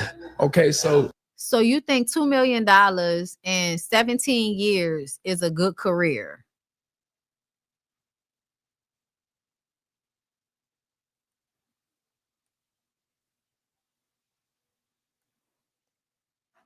Okay. That's a Now- great career. 17, 18. No, he not. He not that old, is he? Now, have that's it- one child. I've had multiple kids, and they get thousands of dollars every month. $14,000, $16,000 a month. So you can't say that I'm not doing my job for providing for my kids. I still gotta work. Nigga. I still gotta get my ass up at 4 or 5 in the morning. I ain't stopped. What are y'all doing? That's Why are you okay? So if we're actually going to be responding to Royce, why are you ignoring the fact that she does work? but see, Dwight, that's What why. are you doing? But Dwight, that's why I what was I'm saying. That's why going. I don't get upset. That's why I don't cause myself to get into that, because I know the dedication that it took me to get there. I just get upset and say, hey, don't talk about me on the internet. The amount that was agreed upon was actually a third of what I was supposed to get. Why? Because I'm parading around and I'm like, you know what? It's not about the money. I don't want to come across as a gold digger. So yes, I'm just going to take this. And 13 was a lot. Like, for real, it was a lot. I was still working, but I've always worked. I said this before. I've worked since I was 16. So now, obviously, because I'm trying to provide a better lifestyle for my child, I don't want to live in a townhouse anymore. And because I said no to the house that he wanted to buy me, he's upset when he finds out that I'm buying my house in my name, purchased with that lump sum that he's talking about he gave me. If you were paying child support from the beginning, why would you have to pay a lump sum along with it? That was back child support, and it was all the amount that was. Okay, so he didn't give her no lump sum of money just out of nowhere. You weren't paying child support, and so that was because you weren't paying her. Got it. Attorney fees during that time were over 6 figures. Yeah, because I kept filing bullshit. As I said. Now, if we want to really, really go into it, you know what? Not even if we want to, I'm gonna show y'all, because one thing is out that he doesn't know is out, but I'm gonna go ahead and let y'all know. I'm gonna go ahead and spill the beans. All right, so moving on, I buy a house. Just to be clear, she's been talking. This isn't a lot of this stuff she said in a Carlos interview. She did a Carlos interview last year. She's been talking about this, but specifically, I think because things have continued to happen, she's been talking about this shit for a while. Because it recently, maybe in the last few years, came out about her son and what happened with her son. So then that took us into the whole thing with Dwight, because Dwight might be over there fucking people and doing whatever in front of the kid. With that lump sum that included back pay and my attorney fees. Screw me for not going out and buying Gucci and Prada and red bottoms and all this other stuff. If you ever watch me on the show, you know that people used to always talk about the way I dress. They always used to talk about my hair. They did that because I was not spending my money on myself, because it wasn't my money. Right? I'm just attorney fees during that time were over 6. I'm in entertainment. Right? So that dance studio that he's claimed that I bought, no, I leased a small ass room in a plaza. One of those small rooms when you're walking and you're looking in the windows and it says for lease. It was super small. And I'll post a picture of it in a little bit. I'll post it on my story. But it was a small ass room, y'all. I think the rent was maybe and it was a lease. I think the rent was maybe close to $2,000 a month. But I figured I'd make that back. The company at that time actually was called I'm in entertainment. Yeah. Yeah. And look, Mama D in the comments defending Amy. Nobody gives a fuck about Amy. Amy is stupid and she'll get her prize for taking on this stupid ass nigga, when the time comes. But either way, that was one of the clips I saw. Where's the other one? There was another one of him. I thought I had, hold on, this one right here. Royce Reed shares a GoFundMe link for attorney fees, unpaid mortgage, and bills, as she says she's facing a new lawsuit from her ex Dwight Howard amidst to previously wanting to end her own life. this is embarrassing, but it's my life. Okay, so apparently he's filed another, lawsuit against her. And look, this here it is. But wasn't he just out here talking about a ceasefire? I have been retained to represent Dwight Howard regarding continuing and escalating statements and potentially defamatory statements made by you against him. Mr. Howard is aware of various malicious and potentially libelous statements you have published online and otherwise shared with the public. Any misrepresentation regarding his personal life and or fabricating claims may have already and certainly could cause significant damage to Mr. Howard's reputation in the future. So they want us, this is a cease and desist that he sent her way, right? So, somebody was like, oh, where's the, girl, you can go find it. Like, go look it up. Go look it up. Go get on Google and type in Dwight and, Dwight Howard and Royce Reed. And I'm sure over the years, all the times they've been in and out of court will pop up on Google for you because people have been reporting on it since the beginning of their relationship. And this is him out with Amy trying to act like, life is so great. Man, I can't wait to share my testimony of how Jesus saved us. If God is good to you and 2025 is your year for freedom, put an amen in the comments.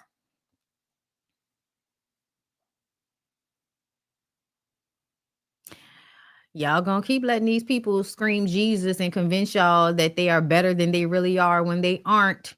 What my girl Roxanne said. Rox said, what a mess. I believe everything Roy says, but maybe sis ain't thought this one out far enough because anybody could see that lawsuit coming from a mile away. It's a shame he keeps getting away with it. But in the US, if you have money, you can wear a person down to the bone in court. Best way to take an already broke person down. It's so obvious he did a whole let's act unbothered photo shoot to show her how unbothered, insert sarcasm, he is. Stage as hell and embarrassing. Any 14-year-old teenager on social media knows this game and can see through this. He shook it and was real comfy and cocky when Royce Reed wasn't able to defend herself. Now he's hella public and in love with a woman after the year of exposure he's had. And the month. Okay, so let's be very clear. Dwight was in the news, last year or the year before last for what happened, 2023? For what happened with the trans girly, Miss Kitty, and then the gay guy. He asked the gay guy to come over and the gay guy said he forced him to give him head. Kind of pressured him into the situation. The gay guy didn't want to have a threesome with Miss Kitty because the gay guy was not attracted to Miss Kitty child. But Dwight was like, no, you gonna fuck me and Miss Kitty child. Like, listen, I feel like everybody has been making the same allegations about him. Okay, so everybody can act like that wasn't, what happened and all of that, but you around here fucking everybody, not wearing condoms, child comments, not using condoms, using the court system to wear your poor baby mama down to the bone. Yeah. Okay, Jesus. Okay. Girl. Okay. I'm sure there's Jesus in there somewhere. I'm sure. Congratulations. Okay. Let me see. Moving on from there, British Williams appeal denied. Basketball wife star must serve full 4-year sentence. Duh, British. I don't feel bad for British. There are a lot of y'all that commit fraud. You know what I'm saying? But this, girl, you did that shit. Not only did you do that shit, but you was committing fraud while you were out on bail. British lost her appeal to overturn her 4-year prison sentence for fraud. According to court documents, the U.S. Court of Appeals ruled that the district court didn't abuse its discretion when considering her celebrity status during sentencing, per In Touch. Williams' lawyer argued that she was treated unfairly because of her fame. But prosecutors pushed back, saying it had no impact on the outcome. The appeal was officially denied on December 31st, confirming that British will serve her sentence at Elderson FPC in West Virginia. Back in October 2023, she was sentenced to 4 years in prison, 5 years of supervised release in order to pay $565,000 after pleading guilty to multiple charges, including tax, bank, and wire fraud. It looks like British will be serving her full time despite her legal team's efforts. Do y'all think the system is targeting her because of her? No, I think that if you look into the story for real, she was committing fraud while out on bond. You were literally about to go back to court for for fraud, and you were still committing fraud. So no, I think British is one of those people that apparently don't learn from her mistakes. She should be exactly where the fuck she at. That's how I feel about that. That's so unfortunate. Okay, so unfortunate. All right, wait, hold up. I'm mad that I forgot about this portion of the Dwight Howard story, but it don't matter, child. We can go straight to it. That's fine. So in that interview, I knew it was another clip, child. My bad. It's all right. We it's okay. We'll be all right. Former NBA star Dwight Howard details his beef with Shaquille O'Neal and says he's even willing to fight Shaq to end the feud. And that was the thing that I hated the most, is the fact that he always thought I was trying to be him or be like him. But again, if I wanted to be you or be like you, shouldn't you take that as a compliment and to show how great you are as a player and a person? Yeah. I never wanted to be Shaq in any level. Now, have I wanted to take certain things from him, his life, and implement for my life?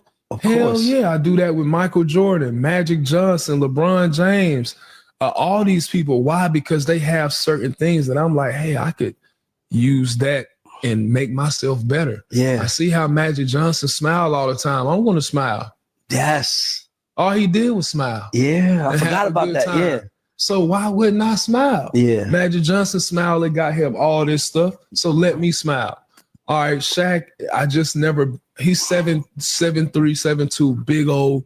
That's him.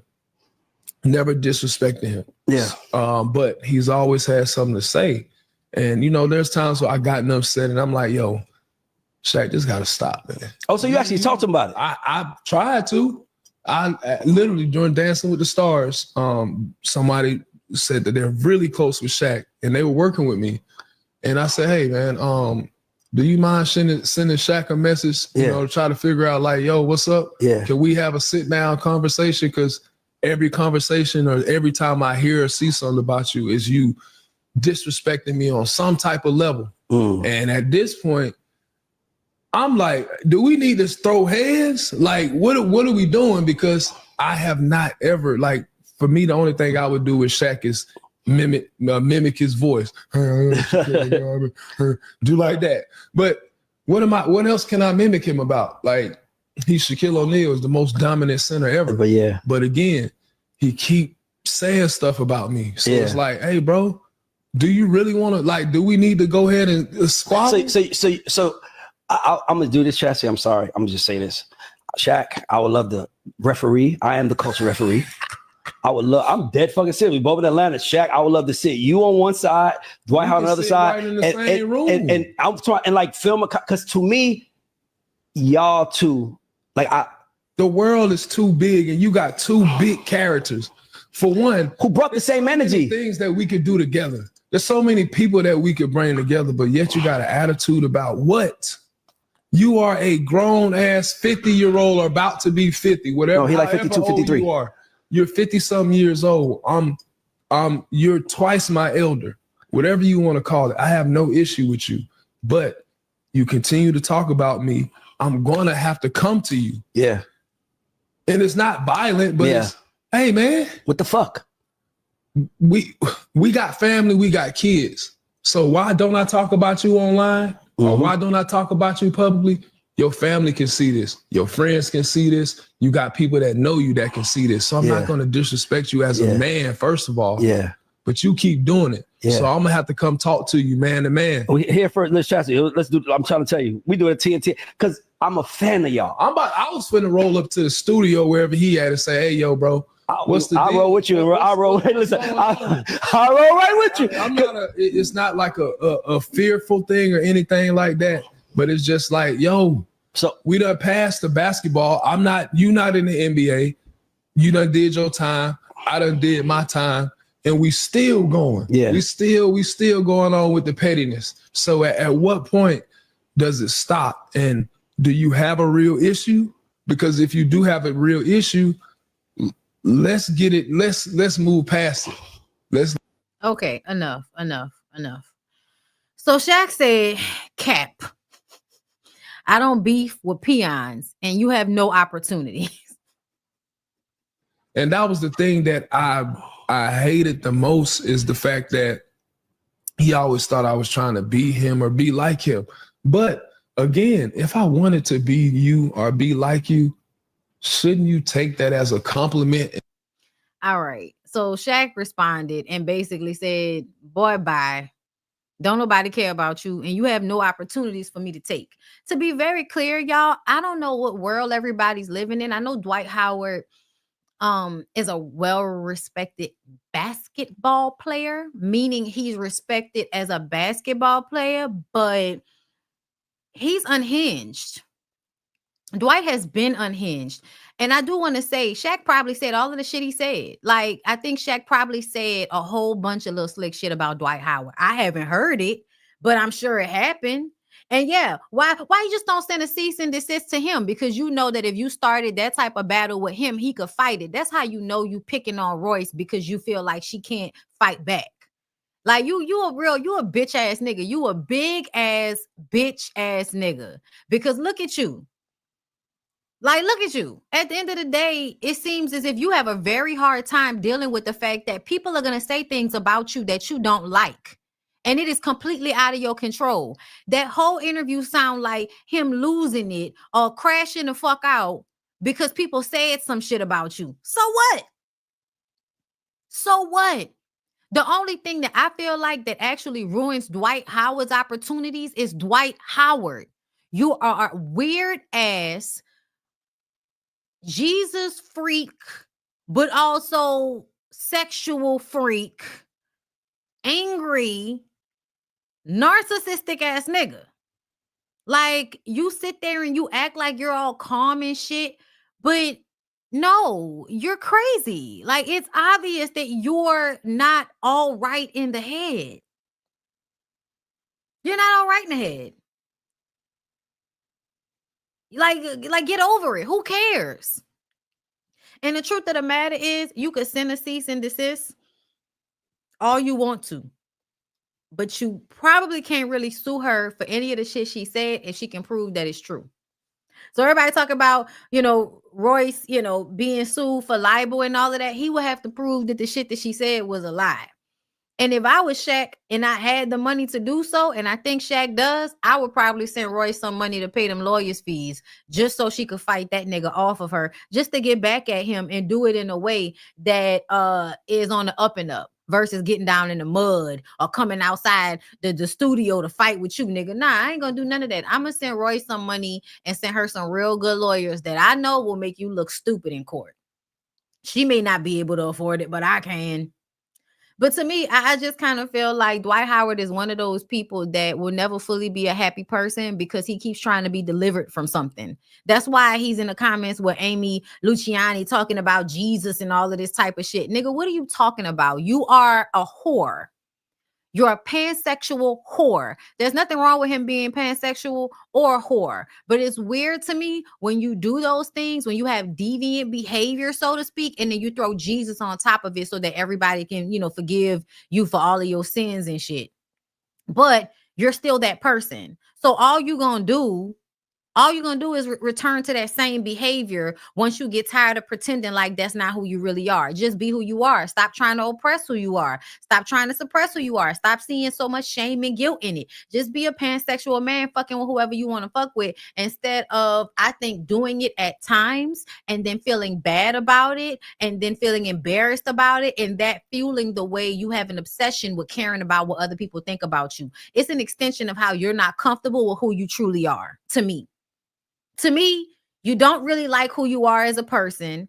And so anytime somebody says some shit to you, you overly respond to it. Like, you're extremely sensitive because you're not happy, proud of who you are as a person. He gotta repent first. Y'all like, ain't no such thing. I don't know what that means when y'all say that. You can't repent what you are attracted to. You just send yourself in a cycle. That's all you're going to do. Accept who you are and go find a way to be fucking happy. True signs of happiness show up as people that are not always punching down. And he's always punching down as far as I'm concerned. Okay? Yes. I think he has deep-seated, fucked up ass issues that he needs to go to a real psychiatrist to talk about. Okay, I'm tired of him. I'm tired of him. Okay. Now, y'all remember I mentioned Zendaya earlier, right? And she popped out with her ring. What's wrong with y'all? See how Zendaya got a ring instead of a baby? Yeah. Now, I don't know who this white woman is. I don't know who that is.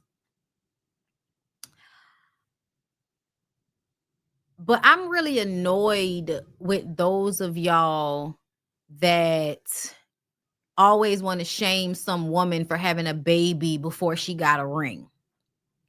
As if getting the ring is going to protect her from something. Like it's very, because it doesn't, y'all. Like when married women get cheated on, married women get dogged out, married women get their lives taken from up under them. Like, so I really don't understand why y'all consistently like to shame and guilt women for having children, but deciding not to legally tie themselves to a nigga. To me, I feel like it's a life thing for people to have children. I think when women have babies, it's because they're supposed to have babies, right? Like it's just you have sex, you're gonna have babies. All right, like that's it. Like it's literally 1 + 1 = 2. That's literally what it is, right? Y'all for some reason think that if somebody gets married first, that makes them better morally. And I want y'all to stop doing that. I really do. I want y'all to get over it. Get over it. Get over it. Get over it. Get over it. Being married does not protect you from getting cheated on. Being married does not protect you from being a single mother. Being married does not protect you from being in an abusive relationship. Being married doesn't protect you from being with a man that will harm you in some way, shape, or form. Being married doesn't mean you're going to be married forever. Like, stop it. Stop trying to guilt and shame Haley Bailey, Naomi Scott, anybody else that had a baby by some stupid ass nigga. At the end of the day, a lot of y'all are having babies by stupid ass niggas. But you think if you marry the stupid ass nigga, you're better off? No. It's probably better that none of those young women married the niggas that they had babies with. It's probably so much better that they saw them as viable sperm, had a baby with them, and then decided to take their babies and leave the men where they were. Haley Bailey did not need to be married to DDG. Sky Jackson don't need to be married to that big oblong looking ass nigga that just got arrested. Kiki Palmer does not need to be married simply because Kiki Palmer goes, goes from one end to the next, okay? I was about to say because she bisexual, but shit, I'm married, I'm bisexual, so the fuck what? But really, y'all was out here losing y'all mind. So what I need for y'all to understand is that Kiki has her toxic and her weird ass traits as well. Okay. But I think she found this weird ass nigga attractive. So here we are. It might be a little bit of a colorist thing, but Kiki has always been bisexual. She's always told us about it. I told y'all that one time I met Kiki Palmer down to the news station. She gave me such a good hug. I was just like, oh girl, let me slide in your DMs right quick. It was a good hug. It's a real good hug. Like a hug. Like she reached up her arms were all like around my whole body. I was like, damn, bitch, it's a nice hug. Oh my God. I wasn't expecting that. But at the end of the day, it seems as if they figured out a way to live their lives, in tandem, and they have a son. So that's for the best. But y'all was really, Kiki boldly kisses a woman at a party in front of her baby daddy. To me, that kiss wasn't even all of that. That kiss wasn't even all of that. Look, he doesn't want this type of behavior for his wife. Girl, what the fuck? Well, what does that mean? Who is he? Why are you talking as if whoever his wife is a pedestalized thing when this nigga is an employee of this girl?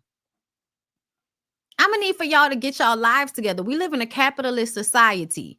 A woman can't be the richer providing for the man, for the baby, and for the entire family so that y'all can turn around and act like his moral superiority somehow makes him higher in this hierarchy than she is. When in real life, that's not how that works. That's exactly employee. That's not how that works. I think what a lot of y'all don't like about this situation is what it says is that Kiki is actually in charge of the girls at this point. I don't know what was going on before, but what it's giving now is I'm the one that makes the money. This is my shit. If you want to continue to be in our child's life and have this very comfortable, existence, you're going to do you and leave me the fuck to do me. We can be together. We can party together. We can have a good time. We could be friends, baby. Okay. But I'm going to do what the fuck I want to do. That's what it's given to me. That's like what it's given to me. And that's just at this point, because you never know. Kiki could be some here, in a year or two, Kiki be somewhere embarrassing herself with this nigga again. But what it looked like to me is Kiki was letting everybody know we cool, but I'm doing me and he doing him. Okay, that's what it's giving, child. And I'm not mad about it. I'm not mad. I know y'all gonna find a way to be mad, but I'm not mad. Y'all know I don't think like y'all when it comes to a lot of these things. Y'all be all worried about what's going on in people's bedrooms and all of that shit. And then when they tell y'all act like I don't want to know. Yeah, you do. Yeah, you do. You wanna know. You wanna know. So let's move on, y'all. Let's go to Waka Flocka real quick, and then we go to Sharelle, okay? Because that's what I want to call her, Sharelle. All right. So Waka Flocka, can't believe nobody helped me fight 10 niggas off, but I'm still standing 10 toes marks, okay? Bro, didn't know 10 niggas do nothing to you. Stop playing with these people, okay? So we was acting like it was all a joke. Okay, we was acting like it was all a joke. All right, it was funny, and then he said it was a joke. He said you should have called Cam.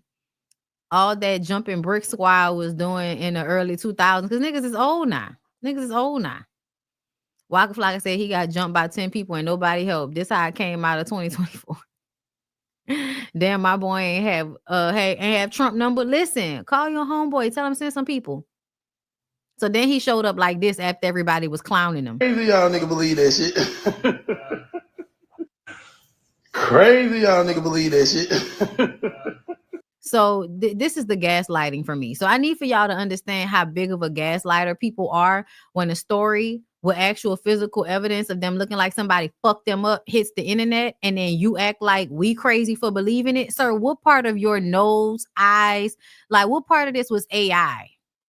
What look, the bruise that's on his eye right in the middle of his head is under the do-rag. This doesn't look like an AI. Your eye look more closed in this eye than it. So I need, if this was all makeup because you was filming something, that's fine. Okay. But I think it's weird as fuck for you to post a picture that looks this real, un-AI'd and tell us that something wrong with us. We stupid because we believed it. Crazy y'all nigga believe that shit. What's crazier is he thinks we actually care. And that's what I think. Because, like, I saw it and I was like, oh, you getting your ass beat?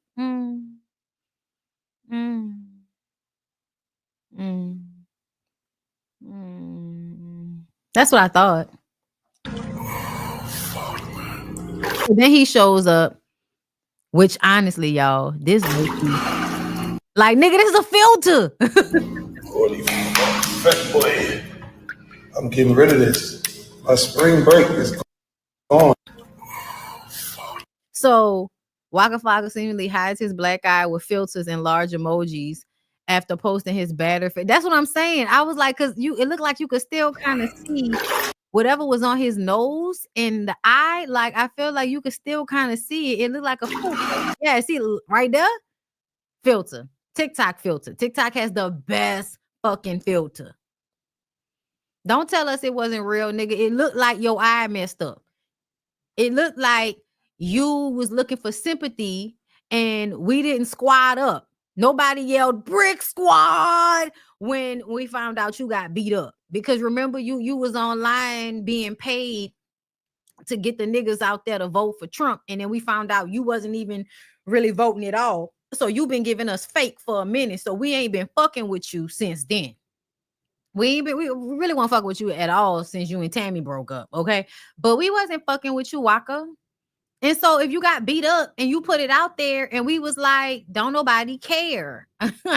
And you put it out there trying to invoke sympathy, but you didn't get the sympathy. So what do you do once you realize you're not getting sympathy? Hi, yo, these is jokes, nigga. You thought I was serious? Man, I'm just playing. No, you wasn't. Somebody beat your ass. Somebody beat your ass and don't nobody care. And that's what happened. Let's move on. Okay, real quick before we get to Sharelle. I'm gonna need for y'all to stop. So Keisha Cole had this top on, right? Or whatever this is. And I think, she had pasties over her titties. And they got so many people that was in the comments telling her that she shouldn't be dressing like this. Yeah, I want Keisha to act her age. Those areola though, this why them young niggas love her. Keisha fine as fuck. She look good, but too old for this. Ladies, please don't end up like this. A 45-year-old grandma with your fake titties out trying to compete with 22-year-old women. This is just sad and pathetic.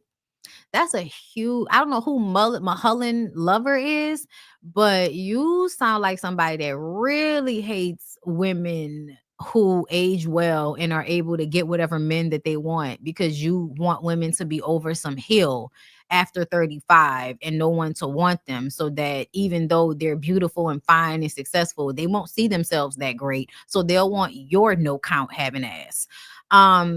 That's what this comment is reading as, because I think it's weird for you to act like somebody being 45 makes them so old that they can't have their titties out. What age are we able to have our titties out? Talk to me.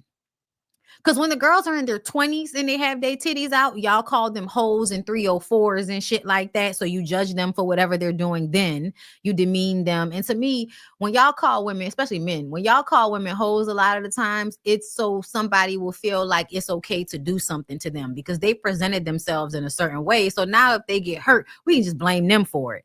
So that's one thing I don't like. They have it there. But I want to know, what age is appropriate for me to wear my titties out if I want to? With the pasties on top. Okay, she had pasties on her nipples. I want to know, what age is that appropriate? Because for me, I feel like whenever I'm grown, meaning I'm not a teenager, I'm an adult woman, whenever I decide to dress however I decide to dress, I feel like that's how old I am to dress that way. Cause yeah, when Angel Reese dresses how she dressed, y'all slut shame her. When somebody that's older, that's 45, you know what I'm saying, dresses like that, y'all shame her. So basically, you just get mad whenever women like their bodies and want to show them off, right? Right? So that's what it is, right? So y'all just want this rule to be that if you are a 20 to 40-year-old woman and you like your body and you're proud of it and you want to wear something that shows it off, you can't do that because you're either a hoe for doing it, and it's sad how you're doing it because you want men to want you. And then when you're older and you do it, then you're pathetic because you're too old to be doing that, and you shouldn't be competing with 20-somethings. Even though when you like 40-something years old, I think that's usually the time when you realize you ain't in competition with nobody and you do what the fuck you want to do because that's what you want to do. I think a lot of people don't understand that women do things for their own like inner feelings. Like, I've been thinking about this as I'm 36 years old, and I wonder sometimes, have I ever gotten dressed for other people's benefit? The only time I have ever gotten dressed for other people's benefit is when I put on uncomfortable shoes that go with the outfit simply because that looks good, but not because I actually want to wear them. That's the only time. Other than that, how I dress, like my steed, is how I felt. I don't know what any stranger, anybody online, I don't know what y'all gonna feel about however I decide to dress, but I'm gonna dress that way because I like it. Because I looked in the mirror and I was like, oh, bitch, you look good. And then when I take pictures and post a reel, I'm gonna keep looking at it because I'm gonna be like, bitch, you looks good. That was about me liking me. That was about me liking me. That was about me being like, oh, your ass look good. Oh, your legs look good. You know why? Because I work out real hard. So anytime this shit start to look like how much work I put into it, I'm definitely gonna show it off and be like, oh, girl, look at what you did. You look amazing. Look at your body. You know why? Because what I realize is, I don't know what the next life is going to bring, but in this life, I was made an attractive woman, and I would like to enjoy that to the absolute fullest, because as an attractive woman, I can remember what it's like the moments when I don't feel attractive. So when I do feel good about whatever I got going on and I want to show it off, that's what I'm going to do, because life is too fucking short to not do something that I want to do because y'all are going to judge me about it. And that's the funny part. That's the funny part. You're in the comments talking about, oh, she's doing this so she can compete with some 20-something-year-olds for a man. So she shouldn't dress that way because you as a man find it unattractive, right? But then she should be dressing in a way that suits you. So whatever she's doing, you want her to be doing it for a man, and you're going to judge her because she's doing it for a man. It's weird. It's so weird. It's like we want y'all to dress how a man would want his wife to dress. So you want us to dress for the man. And then it's like, you know, oh, but y'all trying to get a man because men like to see, we're visual. We like to see titties and ass and all of that. So that's for a man too. So whatever we doing is for a man, and you're going to be mad at us either way.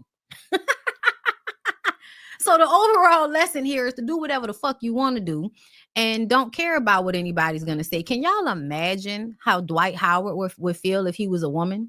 Dwight Howard would be somewhere punching holes into his walls if he had to deal with people commenting on his body or how he looks or anything the way y'all comment on women on a daily basis. It's hilarious to me. But it's crazy how many of these, you know, look, men, a man, Keisha is 43 years old. She's too old to be dressing like that. I feel like there's no such thing as somebody's too old to be dressing provocative. Especially since when we're young, y'all act like to be sexual or provocative is an adult thing. You become an adult and you finally do those things, and now you're being told you're too old for it. Girl, you need to be happy it's illegal for me to just be out here walking past people throwing coochie juice at them, because like, give me a break. Get out of my face. Y'all are way too worried. Like, you want to know what's going on with me that bad? You so worried about my 40-some-year-old coochie? Here you go. Okay, get some of that. Anyway, so y'all, Charella Rosado has been doing interview after interview. Okay. Let's start with this one. Let's start with Carlos. Interview after interview crying about Chad. Let's hear what happened with her and Carlos. So when you and Chad were together, it was a monogamous relationship. When we were together, there was some going on, and I found out about it. Texting other women, around. I found out about it, and I was like, this shit, like, you know who I am? Like, I know who you are. I'm gonna respect what you have, but it is what it is, and nobody's perfect. I just feel like when things happen, be honest about it. Like, it shouldn't lead to that point of how I'm finding out. Yes, I went through the phone, and that's how I found out. But okay, because word on the street is that you discovered Chad was cheating on you with home surveillance footage. That's not true. That's not true. I went through the phone. You went through his phone, and what did you see exactly? Women, just women everywhere. Like photos of women. They're gonna throw themselves at him because of who he is. Chad is a fine ass man. Like, he's very good looking, and he's showing out now because he's in the gym. But yeah, it was. Was it text messages? Look at Carlos. Because I want to be. Listen. No, because I want to be able to make sure you clear the air. Because again, a lot of people did think he gave you an STD. He did not. Okay, so we want to make that clear. He never gave me an STD. Okay, so I'm glad we made that clear. Yeah. A lot of people ran with the story that you saw him having sex with another woman in the house. I would be in this chair right now if that happened. Okay. You'll have to bail me out, Carlos. Okay, and I will. You my sis. I got you. We're gonna accept the plea deal though, but I will make sure to bail you out. I got you, babe. I got you. I promise. No, I respect Chad, and at the end of the day, we're still a family. Like, no matter what things happen, nobody's perfect, and I'm not here to The judge. thirst is real. Hey, Nene. It is. Mentioned something along the lines of she wanted Chad, and I'm you about to slide in them DMs. and And I was like, don't catch nothing. And people was like, oh no, did he give you something? No, he didn't. What I was saying was everybody trying to jump on dick and everything else. Be careful because you might catch something. So, and then I looked at it, I was like, damn, I should have never wrote that. But I was pissed. But no, he did. For everyone who was asking, no, he did not give me anything. Okay, so let's clear this up. Did Chad give you an STD? No, he did not. No. Okay. I was angry, and people always want to slide in them DMs. So I'm like, Don't catch nothing. You trying to Okay, so when you and Chad were together, it was a monogamous relationship. when we were together, there was some, some going on. Okay. So that was one clip. So let's talk about this for a second because shout out to Erica De Niro. I don't know if Erica is still in the room. I think I might have saw her earlier. But I remember Erica talking about in her video that she watched this whole live and what she did not like was the way Carlos was trying to convince her to be with Chad. And I'm like, well, y'all know that Carlos is the quintessential side bitch, right? And this is no disrespect. Please don't nobody feel the way that I'm saying this. But a lot of gay men play the role as an angry side chick. So to me, Carlos has always come off like the man that is basically the side chick. His mentality is that of a side chick.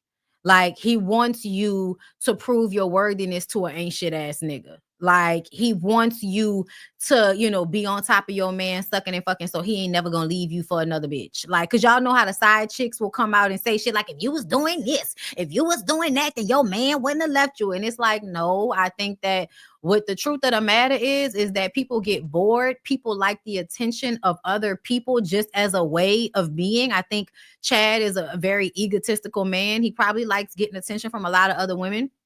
Of course, Charella Rosado being, successful from the Netflix reality show where she was in real estate. She's also a veteran. Like she's very, very beautiful. Like she looks like a prettier version of like the prettier black version of Evelyn Lozada, which is, hilarious that her name is Charella Rosado.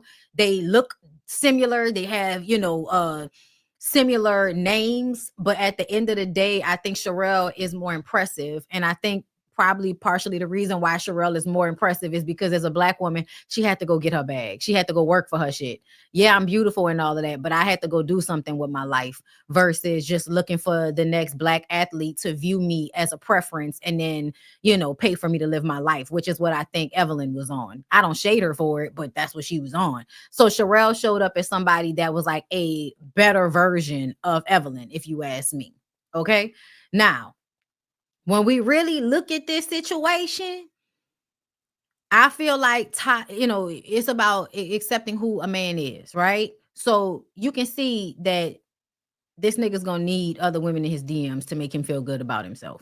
So are we gonna get mad about it, or are we just going to have an open relationship? No, we're not gonna have an open relationship because he can do what he want to do, but you can't do what you want to do. You may not even want to fuck somebody else, but just the fact that he can do it and you can't means there's an imbalance in the relationship. So you're not gonna go for that, right? Because you're an attractive woman and men come at you all the time. You may not want them, you may want them, but you feel like it's more valuable for you to stay with him because he might have good dick and he nice looking and he got money. You're gonna put his actual value over your want or need to get some side dick. As a man, he's not going to do that because he don't have to do that. Because at the end of the day, all he has to do is show up as he is and you're going to love him and basically forgive him. So even though she's talking all of this shit in these interviews, her and that man are still together.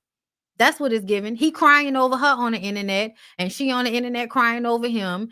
And, Carlos was probably, and I saw other clips all through this interview. Oh, he got a big dick and, he fine, girl. And that's Chad. And I heard about him and you sure you won't let us get a hold of him? Like, Carlos is always coming off like, girl, you need to get that man before one of my homegirls detach their jaw and suck his whole dick off, girl. You better go get that man. And I don't like that. I don't like that. I don't care how great a man is. I think whenever you put a woman in a position to devalue herself because that man is wanted by all of these pick-Misha ass women that's thirsty for a good looking man with a sizable dick and a sizable wallet, like, calm down. Calm down. Even if you are impressed by it, calm the fuck down. Okay? You should act just as unimpressed with him as he acts with you. And men like Chad like to act, real unimpressed with a woman. Oh, she ain't, she might be pretty, she ain't all that other. Like, men like him will make a woman feel like she ain't shit. Even if he do really like her, he'll make her feel like she ain't all that. And so I feel like as a woman, you should have that same mentality towards a nigga. That's how I feel. So when people like Carlos pop out and they want you to be sucking a crawfish off the head for these niggas, I want y'all to stop. I want y'all to chill the fuck out. Okay? All right, so let's hear what the other It's gonna clip. The other be clip. a little different for me because we had the whole Brady bunch. So how you feeling Yeah, about how is that gonna be? coming into the holidays? I don't know. Maybe it still will happen. Oh, I'm getting a little sad. Aw. You didn't think about that part, huh? You didn't think about that. You didn't. Oh, you didn't think about how y'all weren't gonna be together for the holidays when you left him for cheating on you. Oh, girl, maybe you should have thought about that. And see, women ain't no different. Women ain't no different. Please don't get me wrong, y'all. Women ain't no different. And think about that. Don't cry. Oh. Do you think about it more for your baby, or you think about it for you guys and just in general? Like, what is that? Give my friend some tissue. Yeah, Don't make me cry. I'm sorry. You about to make us all cry. Actually, like got I don't want to look My at you. tears, I can't mess up. That's how I was trying to help you. Can you get my friend some tissue? That's how I was trying to help you not think of like to try to change it. Oh up a little wow! See, this is why you got to reach out This to is your real, though. friends. This is real though. I'll cry. Oh my god! Yeah, you haven't had time to process. To really think about that. Then why we doing interviews? And everything is happening so fast. It is. Y'all not humble baddies. And don't go mode. But they're still my babies. Mm-hmm. I'm gonna make sure, Yeah, Y'all are still family at the end of the day. that's right. Yeah. Whew. I'm a G, y'all. You okay? Take your time, breathe, boo. It's okay. You don't have Take to be your a G. time. Like you can be vulnerable. You can be sad. You can Yeah. feel That was all those real. emotions, It was. You know? And this is real. This is 100%. I'll cry. Girl. Where you going? Not to you. Girl, them people gonna get back together. Them people gonna get back together because you didn't did 2 podcasts in one week. Okay. Crying or being emotional about the fact that y'all not together anymore. And listen, this is what I'm gonna say. At the end of the day, if you're not done with Chad, then go back. Go back. Go do it. Go do it all over again. He's not going to be monogamous. So understand that. He gonna lie and say he is. But to me, it would probably be so much better if he would just be honest about the fact that he's not gonna be monogamous. And y'all just figure out a way to have a system based on honesty in that fact versus acting like he's going to be monogamous because you take him back and he's learned. No, this is repeated. That's the reason why him and Evelyn got into that physical altercation they got into, is because she went through she found condoms in the car or some shit. Found condoms in the car. But to me, I feel like if yes, very much let that man cheat in peace. The only reason, and I'm not even saying that as a way to like allow him to get away with it. I'm saying if you still want to be with him, regardless of the fact that he's a cheater, then y'all need to come up with a different understanding of the relationship. But what bothers me is when I see people keep trying to make fetch happen. He's not going to be monogamous. He's not going to only talk to you. He's not going to only fuck with you. The internet is too right here for these niggas. It's too right here for these niggas. And it's not even about sex a lot of the times. A lot of times these men meet with these women ever so often, but what they get the most from is the daily conversation, like the back and forth texts, the nudes that are being sent. Like all of that shit. A lot of times that's more a part of the enjoyment of it than actually meeting with them and fucking them. So to me, I feel like it's obvious that that's just who he is. And either you're going to be okay with who he is and still be with him, or you're not going to be with him. Whichever one. But I do feel sometimes like I wish women would have a little bit more. And this is just me, y'all. This is me. This is an ism of mine. And when I say that, I mean that it's no judgment on other people for doing the opposite of what I'm saying. But I'm one of those people that feel like I'm not about to be out here showing my emotions all the time over somebody that hurt me. Like, I'm just not. Like, I'm going to hurt and I'm going to have whatever emotions I have, but I'm not going to showcase them for everybody to see. You're not going to see me crying over a nigga that just did me dirty on a public platform for real like that.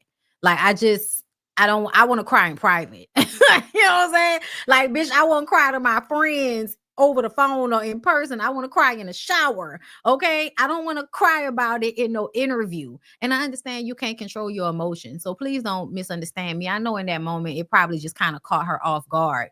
But that's what makes me feel like all of these interviews are ways for you to make him feel like you're moving on without him and you're getting over it, but you're not really over it. So it's disingenuous. You actually still want to be with him. You actually want to just punish him hard enough that once you get back with him, he'll act right for a longer period of time. And what I'm telling you is, it don't matter how much you think you're punishing him. He's going to be exactly who he is. He's going to be who he is. And it's on you. You know what I'm saying? What you going to do with it? It's on you, girl. It's on you. Okay? Mm-hmm. They're going to be back together. That's in real life, y'all. In real life, when people are not on social media, this is the type of relationship where two people stay together forever. Even if they are on and off, back and forth, sometimes they're together, sometimes they're not. That's two people that will probably stay together. In real life. When I say in real life, I mean like if they weren't famous, them two people would probably stay together and just fight and fuck and then go back and forth. She might be by her mama house. He gonna be big and he ain't gonna give a fuck. Then he gonna start begging again. They gonna get back together. It's gonna be cool for a little while. Then she gonna find out he's cheating again. Then she, cycle until he gets too old to be fucking other people. And then it's gonna be like, but we still together. And then everybody will, exalt their relationship as something that worked out because they've been together for this long amount of time. Even though within that long amount of time, they've been going up and down on roller coasters, and it hasn't been healthy the entire time. But he give me one of them old men that's gonna be like sliding through your house in his slippers after he been giving his dick to stanky coochie hoes for a good 20, 30 years. Mm-hmm. That's what it's giving. That's what it's giving. A lot of athletes give that. Mm-hmm. Let's see. Do I want to do anything before I get out of here? Because there's so many things for us to talk about, but I also want to come to y'all and do another BondyBlue show, at least one or two more BondyBlue shows this week. So I'm trying to save some of this stuff. But let's quickly hit on Nicki right quick, and then I'll get out of here because I told y'all I got to meet. So Nicki Minaj is being sued by her former day-to-day manager for alleged assault, battery, and intentional infliction of emotional distress, TMZ reports. He claims that she got upset that he sent someone else to pick up her prescription and told him his life is over before striking him on his face so hard that his head swung backwards. So, and people are laughing, slapped him to the unemployment office. Child, Nicki slaps manager till his head swung backwards in my Ron Simmons voice. Damn. Love Nicki down, but I most definitely believe she smacked whoever the manager is. He got what he deserves. Someone's prescription is super personal. Something is wrong with y'all. I want to say, Candy Paint Baby, something wrong with you. And then all of the 522 people who like this comment, something is wrong with y'all, talking about he got what he deserved. I need for y'all to be in real life sometimes. I know y'all like to be on the internet where we say things and we don't literally mean that shit, but this is literally a case where he mishandled her business and she decided she was going to put her hands on him because she thought that was okay. And now he's suing her ass. So if you feel like he got what he deserved, then you should feel like she's going to get what she deserves when she has to pay him for this assault. But what we've learned about Nicki Minaj is that you can sue her all day. She will still not give you your money. Okay? She will still not give you your money. Is this manager that she found out was stealing from her? And see, y'all see, like, okay, is this the same manager she found out was stealing from her? Because this can mean two things. Either this is a lie and he was stealing from her, and so he came up with this story to make her look bad, or this is y'all way of trying to act like whatever abuse he dealt with, he deserves because he was stealing something. I think a lot of Black people have like committed themselves to that mentality that if you steal something from me, or if you harm an inanimate object, that means I can physically harm your very alive being. Yeah, no, I think something be wrong with y'all. I don't think people deserve to be physically assaulted for stealing shit all the time. You know what I'm saying? It just depends. It just depends, y'all. If you steal my dog, I might beat your ass. Okay. But if you steal money, I just feel like I should just call the police and sue you. I don't feel like I should catch a charge for putting my hands on you when I can just call the police and have you arrested for stealing. You see what I'm saying? You see what I'm saying? So yeah, she didn't mean anything by it. Caribbean people be hitting all the time when they talk, and I'm sure it was a simple misunderstanding. Yeah, y'all crazy as hell. Y'all crazy as hell. Farm manager sues. You smacked me in the face. And I don't know why I believe it. Maybe it's because she always be threatening people and talking to people like she gonna hit them. Also, I feel like her having that husband, he probably makes her feel like she can do shit. And as long as he's standing right there, nobody's gonna respond, right? She's Nikki, but if we're in a personal situation and a woman hits a man is physically going to overpower her if he wants to hit her back. But if Kenneth is standing right there, because Kenneth gives me, y'all remember when Jim Jones went and yoked dude up on the street on Love and Hip Hop New York in that, first season? Y'all remember that shit? That's what this reminds me of. That's what this reminds me of. That reminds me of, Kenneth just kind of holding a nigga head so that she can come over and smack the fuck out. Child, I bet you they are a terrible twosome. Do you hear me? I bet you any money that Nicki Minaj and that fucking husband are horrible to the people that work for them. Okay? Like, you got to be worried about him cursing you out and hitting you, and you got to be worried about, yes, y'all remember Samaya's manager? Yes. Okay? Yes, girl. Nikki running around like she Nino Brown, just bullying people. And you know this. Okay? Girl, you got to be safe out here. And see, that's the thing. I feel like I would be so much more willing to believe that Nicki Minaj is not this mean girl bully that everybody thinks she is if she did not then go and marry that weird ass nigga. You see what I'm saying?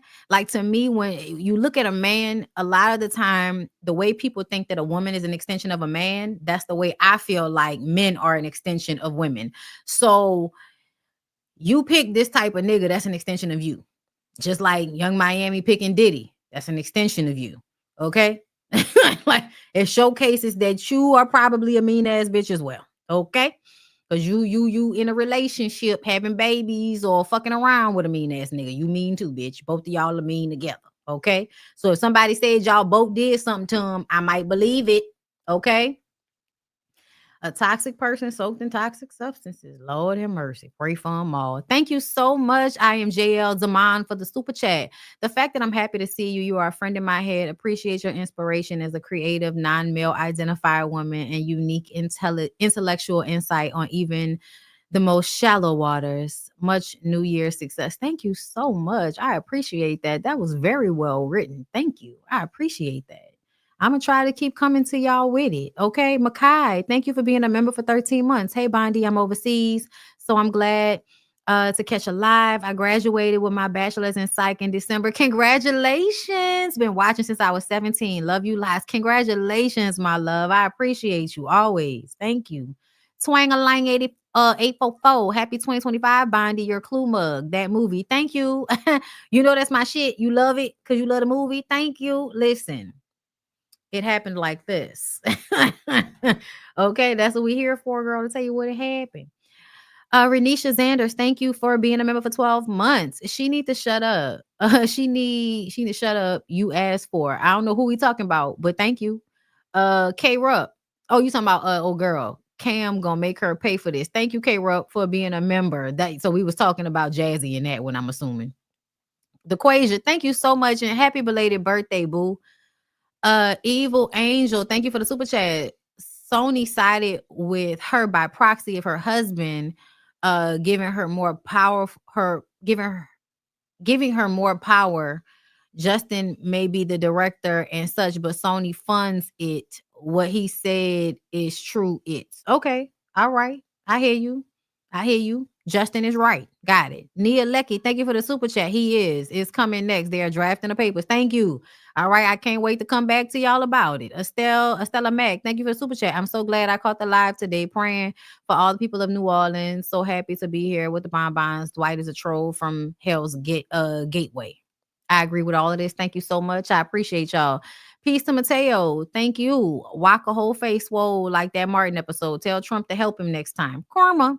Crystal, hey, my love. The likes don't match the views. Like the video, people, you know they be in the bushes stalking me, but not wanting to say nothing. Just like people that don't answer your text messages, but be in all your stories. Hilarious. Kimi Kim, thank you for being a member. I watched that video of Gregory on repeat. You saw it too, girl, when he looked down and okay, they swerving. He looked up. I was like, ugh. Okay, I was here for it. Yes, I was here for it. Caitlin, thank you for becoming a member. Constance, thank you for becoming a member. Lady T, thank you for becoming a member. I appreciate y'all so much. Thank y'all for coming through.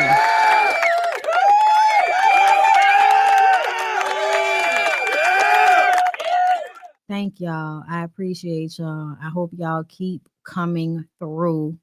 Okay, in the new year, 2025, it's going to be, a big Bondi year. You heard me. So look for me.